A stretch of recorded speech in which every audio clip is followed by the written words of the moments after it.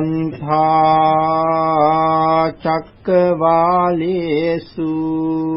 अत्रा गच्छन्तु देवता सद्धम्मं मुनिराजस्स सुनन्तु सग्ग मोक्खदं धम्म श्रवण कालो अयं भदन्ता धम्म श्रवण कालो अयं भदन्ता धम्म श्रवण कालो अयं भदन्ता नमो तस्स भगवतो अरहतो सम्मा सम्बुद्धस्स नमो तस्स भगवतो अरहतो सम्मा सम्बुद्धस्स नमो तस्स भगवतो अरहतो सम्मा सम्बुद्धस्स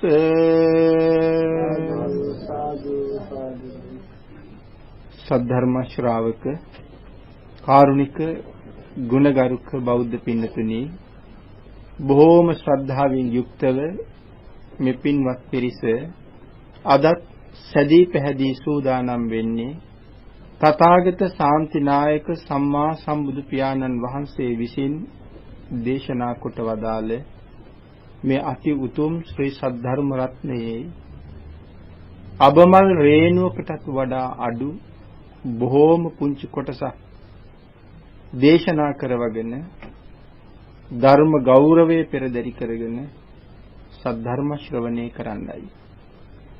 එසේ සද්ධර්ම ශ්‍රවණය කිරීමෙන් සම්මා සම්බුදුරජාණන් වහන්සේ නම් කවුද කියන කාරණාව මනාව හඳුනා ගනිමින් ලෝකයට භාග්‍යතුන් වහන්සේ හඳුනා ගන්න මඟ සලස්වමින් ලෝක සත්‍යය සුවපත් කරවමින් තමන් සුවපත් වෙමින් ලෝක ධාතුවේ පහළ වෙච්ච මේ මහා කල්යාණ මිත්‍රයාණන් වහන්සේ සරණ යමින් සංසාර සාගරයේ ඈතර කරගන්න සූදානම් වෙමින් ඒ වෙනුවෙන් යොදාගත්ත උදාාරතර වූ පින්කම් මාලාවේ තවත් එක අවස්ථාවක් තමයි අපි සම්පූර්ණ කරන්න සූදානම් වෙන්නේ.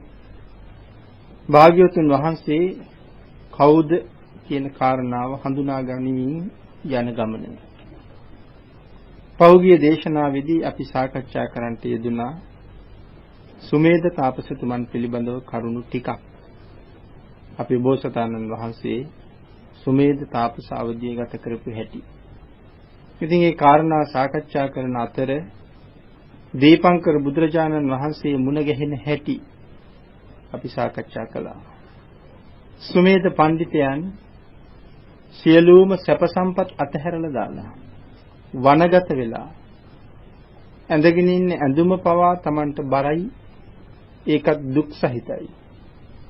ආරාමේ කොයිතරම් දුක් සහිතද, ඇඳුම මොනතරම් දුක් සහිතද, මේ කරුණ තීරණය කරලා ඇඳුමෙන්ද අයින් වෙලා අඳුන් දිවිසමට මාරු වෙලා දවස් 7කින් පංච අභිඥා අෂ්ට සමාපatti ලබා ගත්තා.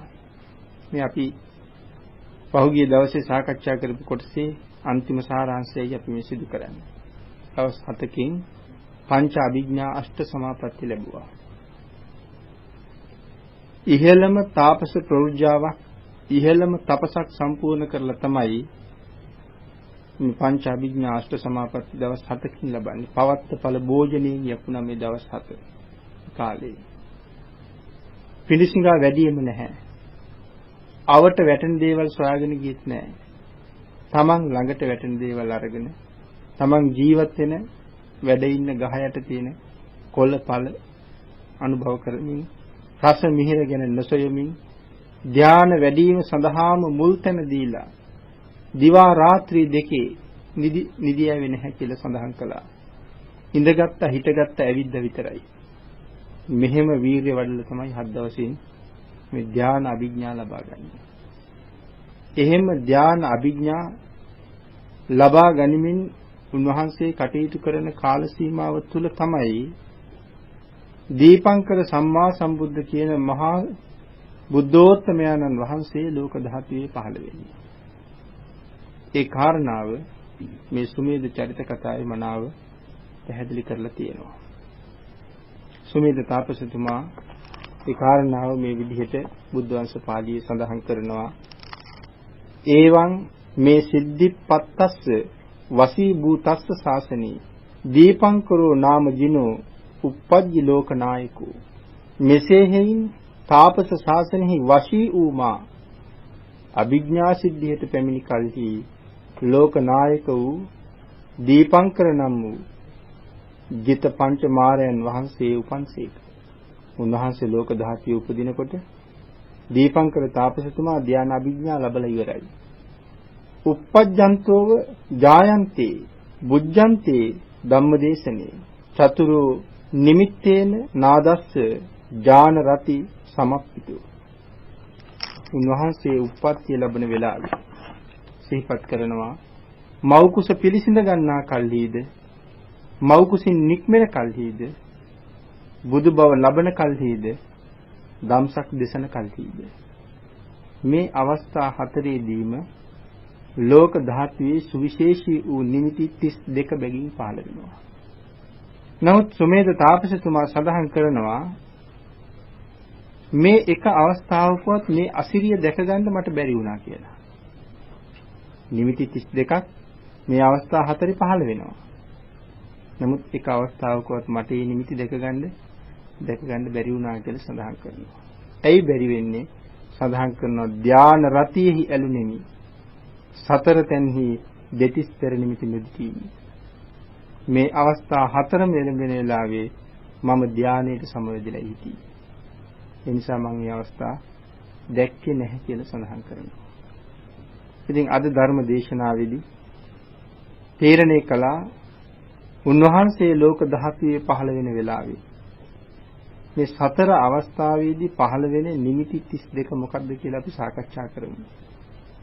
හේතුව මේ කාරණාව සාකච්ඡා කිරීම ඉදිරියේ අපිට සාකච්ඡා කරන්න තියෙන මහා ධර්ම කොටසක් මෙතනින් අපිට සාකච්ඡා වෙනවා.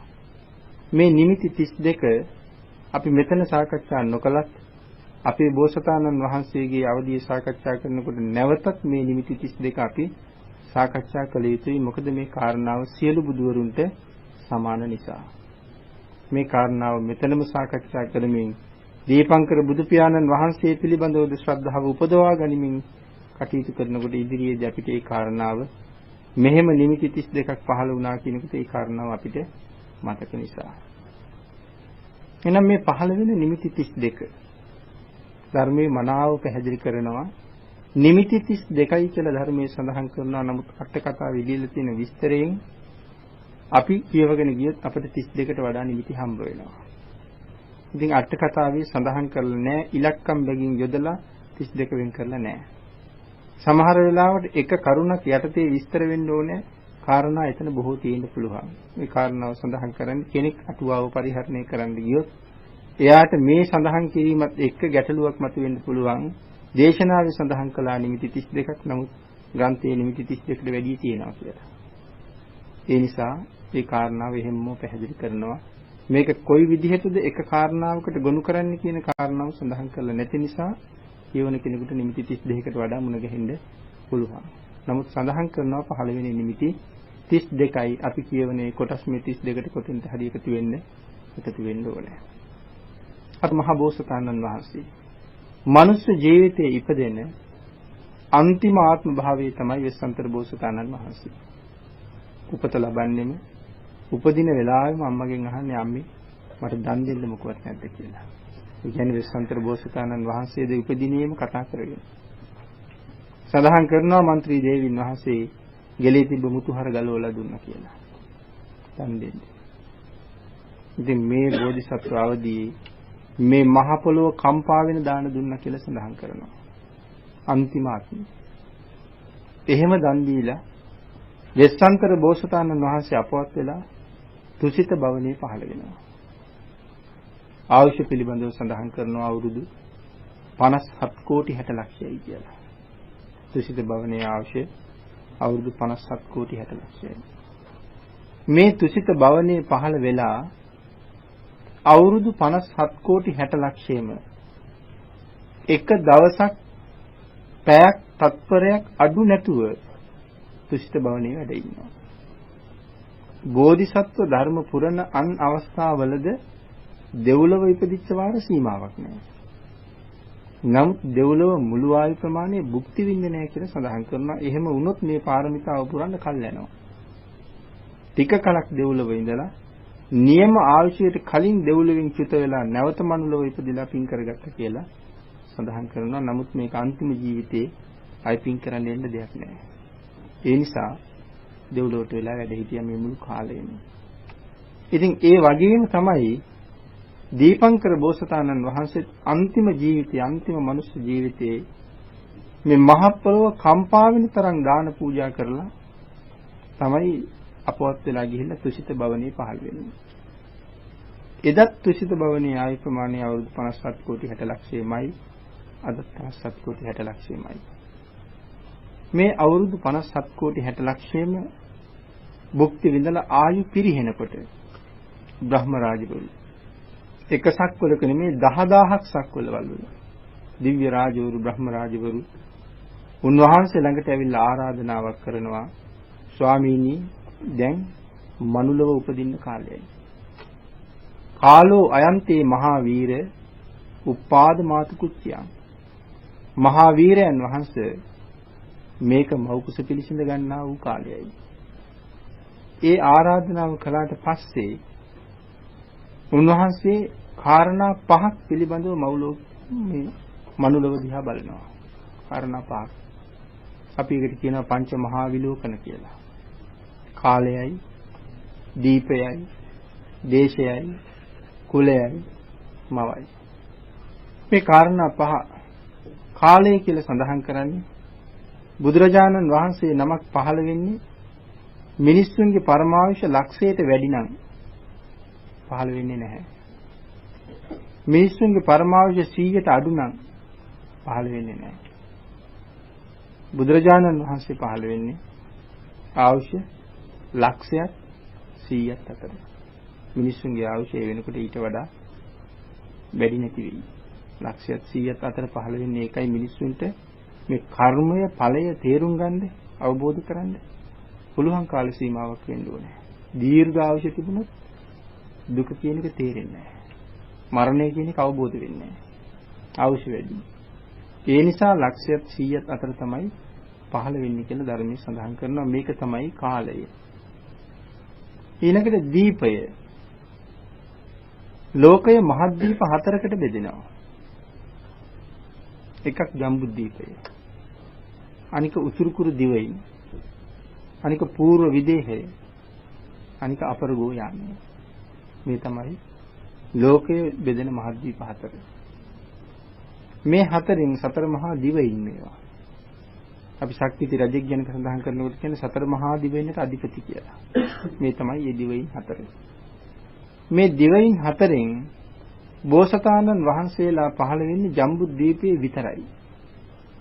ඉතින් ජම්බුද්වීපය කියලා කියන්නේ ඉන්දියාවට එහෙම නෙවෙයි කියලා අපි මුලින් දේශනාවල සිහිපත් කරලා තියෙනවා. පෘතුගාලයේ දිහන් වාගේ තමයි ජම්බුද්වීපය ආරම්භ වෙනවා කියලා සඳහන් වෙන්නේ. ස්පාඤ්ඤය හරහා පැතිරිලා ඇවිල්ලා හිමාලය පර්වතයේ මධ්‍ය ලක්ෂ්‍ය කරගෙන විශාල භූමි භාගයක් යට කරගෙන ජම්බුද්වීපය පැවැතෙනවා. මේ සතර මහා දිවයිනෙන විශාලතම දිවයින තමයි ජම්බුද්වීපය. අනිත් දිවයින් මීට වඩා කුඩායි. අපිට කුඩායි කියලා සඳහන් කළාට අපිට කුඩා නැහැ. නමුත් ජම්බුද්වීපය හා සසඳනකොට ජම්බුද්වීපයට වඩා කුඩායි. ඒ නිසා බෝසත්වරු පහළ වෙන්නෙම ජම්බුද්වීපයේ විතරයි. දීපය කියන්නේ ඒකයි. දේශය කියලා සඳහන් කරන්නේ ජම්බුද්වීපයේ මධ්‍ය දේශයේ පමණයි බෝසත්වරු පහළ වෙන්නේ. දඹදිවත් මැද. ඉතින් සඳහන් කරනවා මධ්‍ය දේශයේ පිහිටන්නේ මේ හිමාල පර්වතයේ ආශ්‍රිත ප්‍රදේශය කියලා. මේ තමයි මධ්‍ය දේශය. එනිසා බෝධිසත්වරු පහළ වෙන රාජ්‍ය කොහොමත් හිමාලයට යාවදෝ තමයි පිටලා තියෙන්නේ. දේශය. කුලය කියලා සඳහන් කරන්නේ අපිට කුලය කියාපු ගමන් අපේ හිතට එන කුලයක් තියෙනවා. මෙතන සඳහන් කරන්නේ එහෙම කුලයක් ගැන නෙවෙයි. භාග්‍යතුන් වහන්සේට එහෙම කුල බුද්ධ ශාසනයේ කුල ක්‍රමයක් නැහැ. යමෙක් තාමත් කුලයට වහල් වෙලා නම් ඔහු තාම බුදුන් සරණ ගියේ නැහැ කියලායි කියන්නේ. භාග්‍යතුන් වහන්සේ කුලය ප්‍රතික්ෂේප කරලා තියෙනවා. ඒකට උදාහරණ වොන්තරම් භාග්‍යතුන් වහන්සේ දේශනා කරලා පැහැදිලි කරලා තියෙනවා මේ කුලයක් නැහැ. ශුද්‍රයාටත් මේ ජීවිතෙන් යන්න පුළුවන් උපරිම තැනට යන්න පුළුවන්. ශුද්ධ කියලා ඔහුට ඒකට බාධාවක් නැහැ. ශුද්ධ කියලා සඳහන් කළේ එදා දඹදිව තිබුණ කුල හතරක්. බ්‍රාහ්මණ කුලයයි, ශාස්ත්‍රීය කුලයයි, වෛශ්‍ය කුලයයි, ශුද්‍ර කුලයයි. ශුද්‍රයෝ තමයි මහා බ්‍රහ්මයාගේ යටිපතුලින් ඉපදුනා කියලා සඳහන් කරපු නිසා අනික් අයගේ බැල මෙහෙවරකම් කර කර හිටපු කණ්ඩායම. කිසිම අයිතිවාසිකමක් නැහැ. ඉගෙන ගන්නත් බෑ. සඳහන් කරනවා වේද මන්ත්‍ර සත්‍යයනා වෙන තැනකට ගිහිල්ලා අහගෙන හිටියොත් කනට යකඩ උලෙන් අයින්නවා කියලා. අහගෙන හිටියොත් අහන්න දෙන්නේ නැහැ. නිකමටවත් වේද මන්ත්‍රයක් කියවුනොත් දිය ඇදලා කපලා දානවා කියලා සඳහන් කරනවා. ඒ තරම් අයිතිවාසිකම් අහිමි. පාරේ යනකොට බ්‍රාහ්මණය වෙනකොට පාරෙන් අයින් වෙන්න ඕනේ. ශුද්‍රයා දකින්න එක බ්‍රාහ්මණයට මහා අවාසනාවන්ත දර්ශනයක්. දැක්කොත් එහෙම කසපාර ගහනවා. ඒ නිසා නමුත් ශුද්‍රයා කැමති නෑ බ්‍රාහ්මණය එනකොට ඉන්න ගුටි කණ්ඩ වෙන නිසා. බ්‍රාහ්මණයා කැමති නෑ ශුද්‍රයා දකින්න. ඒ නිසා බ්‍රාහ්මණයන්ගේ වාහනේ තියෙනවා පොඩි බෙල් එකක් හයි කරලා ගෙජ්ජියක් වගේ එකක්.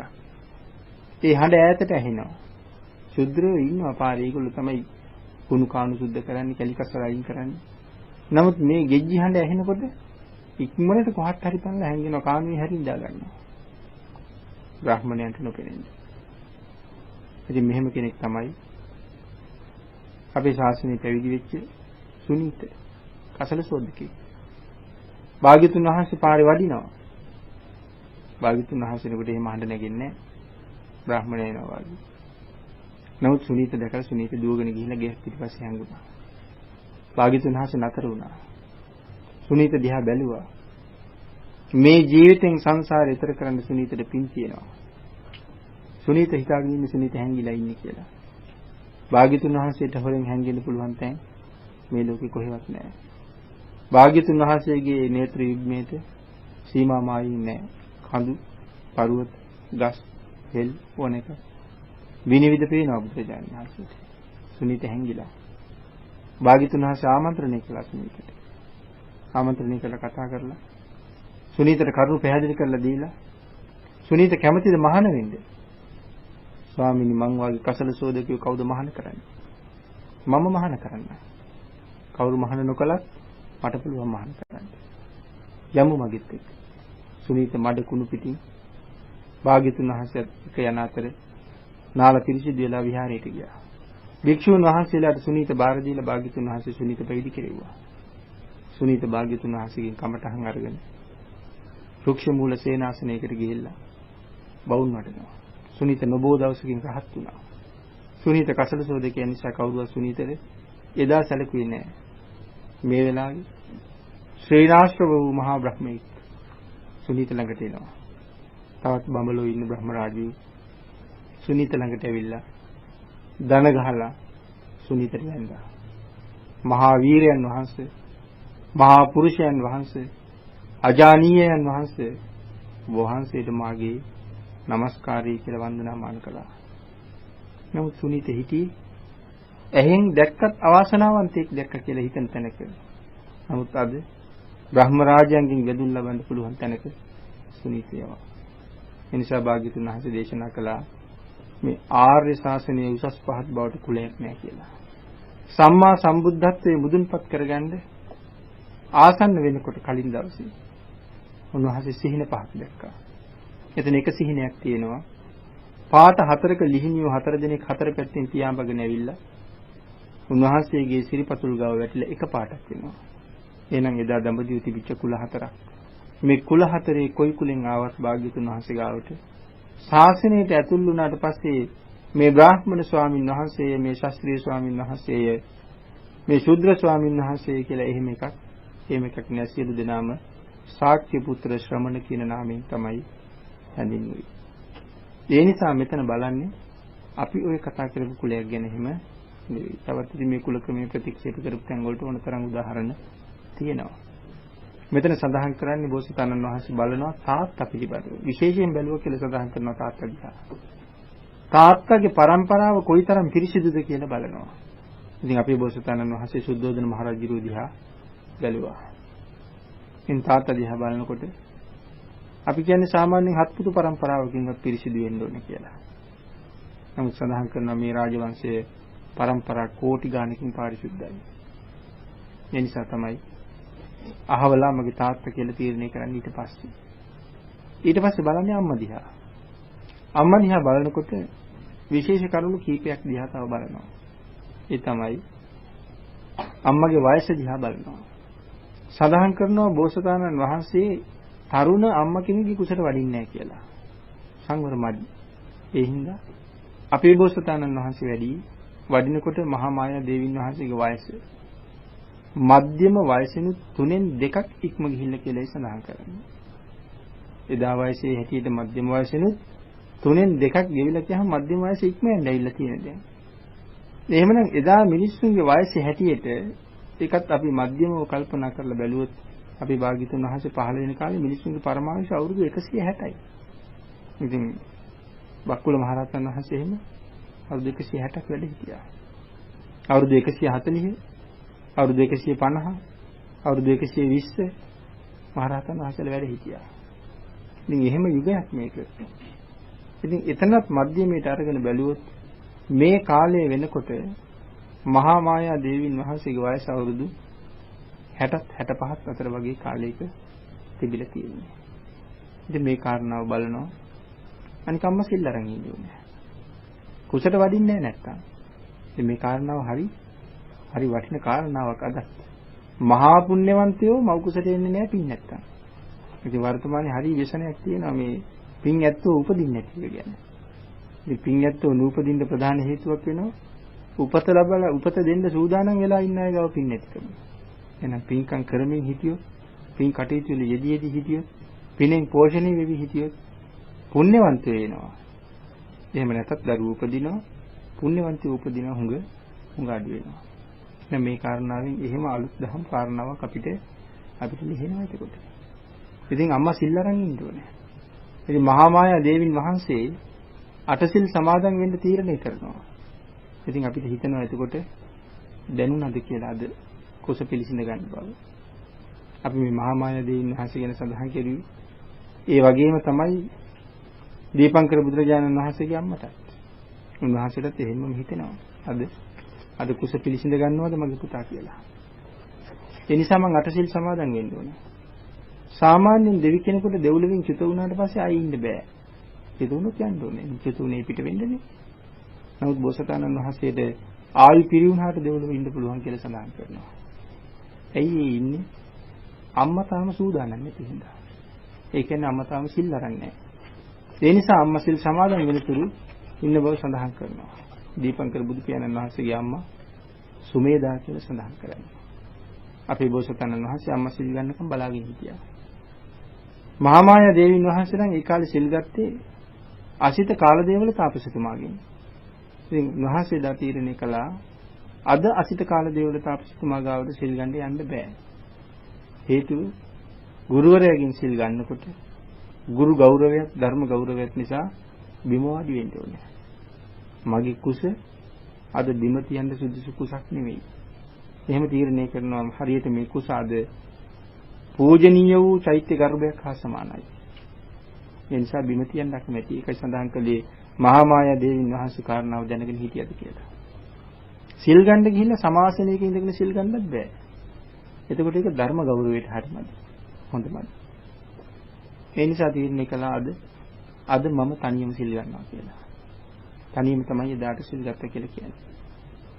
එහෙනම් අම්මා දිහා බලනකොට අම්මා සූදානම්ෙන් ඉන්නත් ඕනේ. අම්මගේ වයස අර විදිහට වෙන්නත් ඕනේ.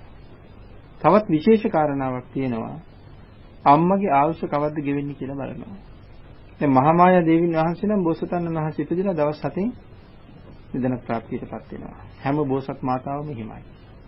බෝසතාණන් වහන්සේ බලනවා මම මව් කුස පිළිසිඳගත් දා පටන් මගේ අම්මට සැබෑම ආයුෂ කොච්චර කාලයක් තියෙනවද කියලා. ඉතින් මාස 10ම මව් කුසේ ඉන්නවා, දෙව්ලොව ඉන්නවා වගේම. සාමාන්‍යයෙන් අපේ අම්ම කෙනෙක් දරුවෙක් බිහි කරන්න ගියහම මාස 10 මේ දරුවා කුසේ ඉන්නේ නැහැ. මාස 9න් 9මාරේ බිහි වෙනවා. සඳහන් කරන බෝසතාණන් වහන්සේ හරියටම මාස 10 මව් කුසේ සම්පූර්ණ කරනවා කියලා. ඉතින් අපි නම් මව් කුසේ ඉන්නකොට ජාතිපි දුක්ඛ භාග්‍යතුන් වහන්සේ පැහැදිලි කරන තැන විස්තර කරලා තියෙනවා නිරේ දුකට සමානයි කියලා මව් කුස ඇතුලේ දුක. ජාතිපි දුක්ඛ අභිධර්ම පිටකේ පැහැදිලි කරන තැන කරුණ වශයෙන්ම භාග්‍යතුන් වහන්සේ වෙන වෙනම දේශනා කරනවා. ඉතින් සඳහන් කරන බෝසතාණන් වහන්සේ එහෙම දුකක හිටියේ, එහෙම දුකක හිටියේ නෑ. හරියට වීදුරු කරඬුවක් ඇතුලේ තැන්පත් කරලා තියෙන රන්වන් පිළිම වහන්සේ නමක් වගේ, ඉන්ද්‍රනීල මාණික්කයක් වගේ මාතෘ ගර්භය ඇතුලේ වැඩ හිටිය කියලා සඳහන් කරනවා. අපි නම් ඔහි වැටිලා ඉන්නේ. නමුත් උන්වහන්සේ ධානයට සමවැදුන භාවනා ආසනයකින් මව් කුස ඇතුලේ වැඩ හිටිය කියලා සඳහන් කරනවා. මෑණියන්ගේ කොඳුනාරටියට හේතු වෙනවා වගේ පිටුපස හරවලා ඉදිරිපස බලාගෙන වැඩ හිටිය කියලා සඳහන් කරනවා. සමහරවිට මේ අම්මයි පුතයි අතර ඇතැම් වෙලාවල් සාකච්ඡා සිද්ධ වුණා වෙන්න පුළුවන්. ඉතින් එහෙම කරුණු සමහර ලාවට සමහර තැන්වලදී සකමතු වෙන්න ආවරණය වෙනවා. එහෙම සාකච්ඡා වුණාද? සතරවරන් දෙවිවරු මේ මාතෘ ගර්භය ආරක්ෂා කරනවා. කුමාරයා කුසට වඩිනවත් එක්කම මේ සක්වලේ සතරවරන් දෙවිවරු විතරක් නෙමෙයි. 10000ක් සක්වලවල සතරවරන් දෙවිවරු 40000ක් එක දිගට ආයුධ අරගෙන ආරක්ෂා කරනවා මේ දරු ගැබ කියලා සඳහන් කරනවා. මහා මායා දේවීන් වහන්සේගේ යහන් ගබඩාව ඇතුලේ සතරවරන් දෙවිවරු පෙනි හිටියා කියලා සඳහන් කරන්නේ. නමුත් මායා දේවීගේ කිසි සැලකිල්ලක්, කරු සැලකිල්ලක් ඒගොල්ලන්ට දැක්විලා නෑ මේ වෙලාවේ. සාමාන්‍ය සේවකයෝ 4 දෙනෙක් ඉන්නවා වගේ. නමුත් කෝටි ලක්ෂයක අධිපතියෝ මේ ඉන්නේ. එක මහරජෙක් කෝටි ලක්ෂයක අධිපතියෙක්. එහෙම 4 දෙනෙක් මේ මුරට ඉන්නවා. කුටිය තුල පේනවා කියලා සඳහන් කරනවා. නොපෙනී ඉන්නේ මහා මායා දේවීන් වහන්සේ ශරීරයක් කෘත්‍ය කරනවා වගේ අවස්ථාවන් වල ඒගොල්ලෝ නොපෙනී ඉන්නවා.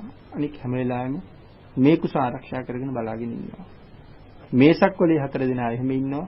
10000ක් සක්වල 40000ක් සතරවරන් දෙවිවරු දිගින් දිගට ආරක්ෂා වේදිලා ඉන්නවා කියලා සඳහන් කරනවා. ඉතින් මාසයකට දවස් 30යි නම් අඩු නැතුව මාස 10ක් මව් කුසේ ඉන්නවා නම් දවස් 300යි. අම්මගේ ආයුෂ දවස් 307න් ඉවර වෙන්න ඕනේ. අම්මගේ පරම ආයුෂ දවස් 307ක තියෙන වෙලාවේ තමයි මාතෘ ගර්භයට වඩින්නේ. ඉපදිලා දවස් 7න් අම්මා අභව ප්‍රාප්තියටපත් වෙනවා. මේ කාරණාවත් විශේෂයෙන් බලනවා අම්මගේ ආයුෂ ගැන, අම්මා ගැන බලනකොට. මෙහෙම විශේෂ කරුණු රාශියක් බලලා තමයි මාතෘ ගර්භයට ලැබෙන්නේ. මෙන්න මේ ආගමනයත් එක්ක තමයි අර නිමිති 32 පහළ වෙන්න පටන් ගන්නේ. සඳහන් කරනවා 10000ක් සක්වල කම්පා වෙනවා කියලා. සක්වලවල් 10000ක් වෙවුලනවා කියලා සඳහන් කරනවා. ඒ කියන්නේ මාතෘ ගර්භයේ පිළිසිඳ ගන්නවත් සමගම සක්වලවල් 10000ක ආධිපත්‍ය දරනවා කියන එකයි. තම ග්‍රහණයට නතු කරනවා සක්වලවල් 10000ක්. ඒ නිසා මේ සක්වලවල් 10000ට දැනෙනවා මේ 10000ට අධිපති රජු පහළ වුණාසේ දැනෙනවා. ඒ නිසා සක්වලවල් 10000ක් වෙවුලුවා කියලා ධර්මයේ සඳහන් කරනවා. ඉතින් සක්වල කියන කාරණාවත් මීට කලින් සාකච්ඡා කරලා තියෙනවා. එක සක්වලක ලෝක 31ක් තියෙනවා. එක සක්වලකට පායන්නේ එක ඉරයි, එක හඳයි. සක්වලවල් 10000කද හිරු 10000ක්, සඳු 10000ක් පායනවා. ඉතින් එහෙම භූමි භාගයක් තමයි මේ වෙවුලවමින් මාතෘ ගර්භයට එළඹෙන්නේ. දීපංකර බෝසතාණන් වහන්සේ මාතෘ ගර්භයට එළඹෙනකොට සක්වලවල් 10000ක් වෙවුලුණා. නමුත් සුමේද තාපසතුමා ධාන සුවයෙන් ඉන්න නිසා ඒක උන්වහන්සේට දැනෙන්නේ නැහැ කියලා උන්වහන්සේ සඳහන් කරනවා. මට දැනුන්නේ නැහැ කියලා. අපි ඒකේ අනික් කාරණාවත් සාකච්ඡා කරගෙන යමු. නැවත අපවෙතින්ට එන්නේ නැතුව ඇයි බෝසතාණන් වහන්සේ මාතෘ ගර්භයට වඩිනකොට සක්වලවල් 10000ක් වෙවුලන්නේ කියන කාරණාවත් ආපහු අටකටයි පැහැදිලි කරනවා. හේතුව තමයි සර්වඥතා ඥාන ප්‍රතිලාභයට පෙර නිමිත්තයි කියපාන්නේ. මේ කුසට වඩින්නේ යම් දවසක ලෞතර සම්මා සම්බුද්ධිය ලබා ගන්නා උතුමෙක්මයි කියන කාරණාව කියාපාන්න තමයි මේ 10000ක් වල වෙවුලන්නේ කියලා සඳහන් කරනවා. මේ නිමිති 32කටම පූර්ව කාරණා මේ විදිහට සඳහන් කරලා තියෙනවා. ඊළඟට සඳහන් කරනවා 10000ක් සක්වල දෙවියන් ඒක රාශී වුණා කියලා. මාතෘ ගර්භයට වඩින වෙලාවේ සක්වලවල් 10000ක දෙවියෝ කෝටි ප්‍රකෝටි ගණන් දෙවියෝ අපිට හිතා ගන්න බෑ දෙව්ලොව කොච්චර ඉන්නවද කියලා. සක්‍ර දේවේන්ද්‍රයන් වහන්සේගේ පරිවාර දිව්‍යාංගනාවන් ප්‍රමාණය විතරක් කෝටි 2කමාරක් කියලා සඳහන් කරනවා. එතකොට තවත් දෙවිවරු 32 දෙනෙක් ඉන්නවා දෙවි රජවරු. ඒ ඇයිද කොයිතරම් දිව්‍යාංගනාව ප්‍රමාණයෙන් ඉන්නේ ඇද්ද? ඒ පරිවාර කාන්තාව. එතකොට තවත් දිව්‍ය පුත්‍රයෝ ඕන තරම් ඉන්නේ ඇද්ද? එතනින් එහාට යනකොට ඒ දෙව්ලොව වල ඊට වඩා ආනිසංස සහිතයි. ඒ නිසා මේ පල්ලැහැ දිව්‍ය ලෝකවල ඉන්න දෙවිවරුන්ට ඉහළ දිව්‍ය ලෝකවල ඉන්නයි පේන්නේ නැහැ. සක්‍ර දේවේන්ද්‍රයන් වහන්සේගේ ශක්තිය ගැන නම් කියන්න බෑ. අනිත් දෙවියන්ට පේන්නේ නැහැ. චාතුම් මහරජකේ තාවතින්සේ ඉන්න දෙවියන්ට වුණුන් පේනවා. මොකද සක්‍ර දේවේන්ද්‍රයන් වහන්සේගේ රාජ්‍යයන් දෙක නිසා. නමුත් මේ දිව්‍ය ලෝක දෙකේ ඉන්න දෙවිවරුන්ට අපි ශක්තිය විදිහට කියලා සඳහන් කරමුකෝ. යාමේ දෙවිවරු පේන්නේ නැහැ. ඒ දෙවිවරු ඊට වඩා ඉතා සූක්ෂම ශරීරය. එක ගෙදරක පුරුෂයෙකුට හිටිය භාර්යාව දෙන්නේ. භාර්යාව දෙන්නගෙන් එක්කෙනෙක් එයාගේ ජීවිතේ පුරාම දන් දුන්නා. ජීවිතේ පුරාම දෙන්නේ පෞද්ගලික දාන. අනිත් භාර්යාව කවදාවත් දන් දුන්නේ නැහැ. එක දවසක් මහරහතන් වහන්සේ නමක් ඇයට කියනවා සාංගික දානයක් දෙන්න කියලා. මුළු ජීවිතේටම සාංගික දාන එකයි දෙන්නේ. මේ දෙන්නම මැරිලා ගිහිල්ලා දෙව්ලොව උපදිනවා. මුළු ජීවිත කාලෙම පෞද්ගලික දාන දුන්න දිව්‍යාංගනාවට අර දිව්‍යාංගනාව ඇවිල්ලා කතා කරනවා. නැගණිය කියලා කතා කරනවා ඇහෙනවා මිසක් පේන්නේ නැහැ. කවුද කියලා ඇහුවා. ඒ මතක නැද්ද මම? ඔබත් එක ගෙදර අපි දෙන්නම එක ස්වාමියාගේ බිරිඳ ඇවුවා. ඔබ මුළු ජීවිත කාලෙම දන් දුන්නා. මම මුළු ජීවිතේටම දුන්නේ එක දානයයි. හැබැයි මම දුන්නේ සාංගික දානයක්. මම ඔබට වඩා ඉහළ තැනක ඉපදුනා. මහරහතන් වහන්සේගේ කරුණාව ලැබිලා තමයි සාංගික දානයක් දුන්නේ. ඊට පස්සේ කියනවා මට පේන්නේ නැහැ. ඊට පස්සේ සඳහන් කරනවා කය රළු කරලා පෙන්නවා කියලා. එතකොට පේනවා රළු වුණාට පස්සේ පේනවා. ඒ වෙලාවේ තමයි යහන්නේ මේ තරම් ඔබ ලස්සන උනේ කොහොමද ජීවිතේට මේක දානයක් දීලා. ඊට පස්සේ කියන්නේ මේ විදිහ දානයක් දුන්න පිනටයි මම මෙහෙම උනේ කියලා. එහෙනම් දෙවියන්ට දිව්‍යතල ඒ දෙවියන්ට පේන්නේ නැහැ. ඒ නිසා අපි දන්නේ දිව්‍ය ලෝකවල කොයිතරම් දෙවිවරු ඉදීද කියලා. නමුත් මේ මොහොත කෝටි ප්‍රකෝටි ගණන් දෙවිවරුන්ගේ ආගමනයේ සිද්ධ වෙච්ච මොහොතක් මාතෘ ගර්භයට බෝසතාණන් වහන්සේ එළඹෙනවා කියන කාරණාව. ඉතින් එහෙම දෙවිවරු එළඹෙනවා කියලා සඳහන් කරන්නේ මොන පූර්ව නිමිත්ත නිසාද කියලා සඳහන් කරනවා. ධම්සක් පවත්වන කල ඒකරාශී වීමට පූර්ව නිමිත්තයි. ලෞතර සම්මා සම්බුද්ධිය ලැබලා ඉස්සරලාම ලෝක ධාතුවට ධම් දේශනා කරන ශ්‍රී මුක ධාතුව විවෘත කරන මොහොතට දෙවිවරු වඩිනවා කියන එකට නැත්නම් මේ මහා පුරුෂෝත්තමයන්න් වහන්සේ 10000ක් සක්වලවල් කම්පා කරමින් ධම් දේශනවා කියන කාරණාවට පූර්ව නිමිත්තක් හැටියට තමයි මේ කෝටි ගණන් දෙවිවරු එක්රැස් වෙන්නේ කියලා සඳහන් කරලා තියෙනවා. ඊළඟට සඳහන් කරනවා බෝසතාණන් වහන්සේ උපදිනකොට විශේෂයෙන් සඳහන් කරනවා පිළිගන්නේ බ්‍රහ්ම රාජ්‍යය. සල්ලාම් පිළිගන්නේ. නිකම් බ්‍රහ්ම රාජ්‍යය නෙමේ ශ්‍රීනාශ්‍රව බ්‍රහ්ම රාජ්‍යය තමයි එතෙන්ට එන්නේ. ශ්‍රීනාශ්‍රවයි කියලා කියන්නේ සියලු කෙලෙස් නැති කරපු බ්‍රහ්ම රාජ්‍යය සුද්ධාවාසයෙන් තමයි වඩින්නේ රත්තරන් දැලක් අරගෙන. එහෙනම් බෝසත් මාතාව දරුවා බිහි කරන්න සූදානම් වෙන තැනට උන්වහන්සේලා වැඩලා දරුවා බිහි වෙනකොට මේ රත්තරන් දැලින් බාර ගන්නවා. ඉතින් කෙනෙකුට මේ කාරණාව හරියට කල්පනා කළේ නැත්නම් හිතෙන්න පුළුවන් රහතන් වහන්සේලා ඇයි කාන්තාවක් දරුවෙක් බිහි කරන තැනකට ආයේ මේ රහතන් වහන්සේලා බෝසතාණන් වහන්සේ බිහි වුණත් මේ කාන්තාවක් දරුවෙක් බිහි කරනවා. රහතන් වහන්සේලා එහෙම එනවද? කෙනෙකුට අතරින් මෙතනින් නැගෙන්න තියෙන අතුරු ප්‍රශ්නයක් අපි විසඳගෙන ගියාම බොහෝ දෙනාට ඒක හරි පහසු වෙයි. සඳහන් කරලා තියෙනවා ධර්මයේ මේ විදිහට. බෝසත් මාතාව දිහා බලලා යම් කෙනෙක් රාගසිතක් උපදවා ගත්තොත් අප්‍රමාණ අකුසල් පිරෙනවා කියලා. බෝසත් කුමාරයා ගර්භයේ ඉපදුනාට පස්සේ පිය මහ රජුරවන්ටවත් රාගසිතින් යුක්ත වේ කුටියට ඇතුල් වෙන්න දෙන්නේ නැහැ කියලා සඳහන් කරනවා. යම් පුරුෂයෙක් රාගසිතින් යුක්ත වේ කුටිය පැත්තට යන්න ලෑස්ති වුණොත් සතරවරන් දෙවිවරු දිව්‍යමය ධර්මවල වලින් පාද ගැට ගහලා එළියට ඇදලා විසි කරනවා කියලා සඳහන් කරනවා. යන්න දෙන්නේ නැහැ ඉතින් එයාට. ඉතින් එහෙමනම් කෙනෙක් රාගසිත උපදවනවා කියලා කියන්නේ අප්‍රමාණ කුසල් පුරවන වැඩක් ඒක. එහෙනම් මේ දරුවෙක් බිහි කරනවා කියන වෙලාව ඒකට සමහර කෙනෙකුට හොඳට අවස්ථාව තියෙනවා.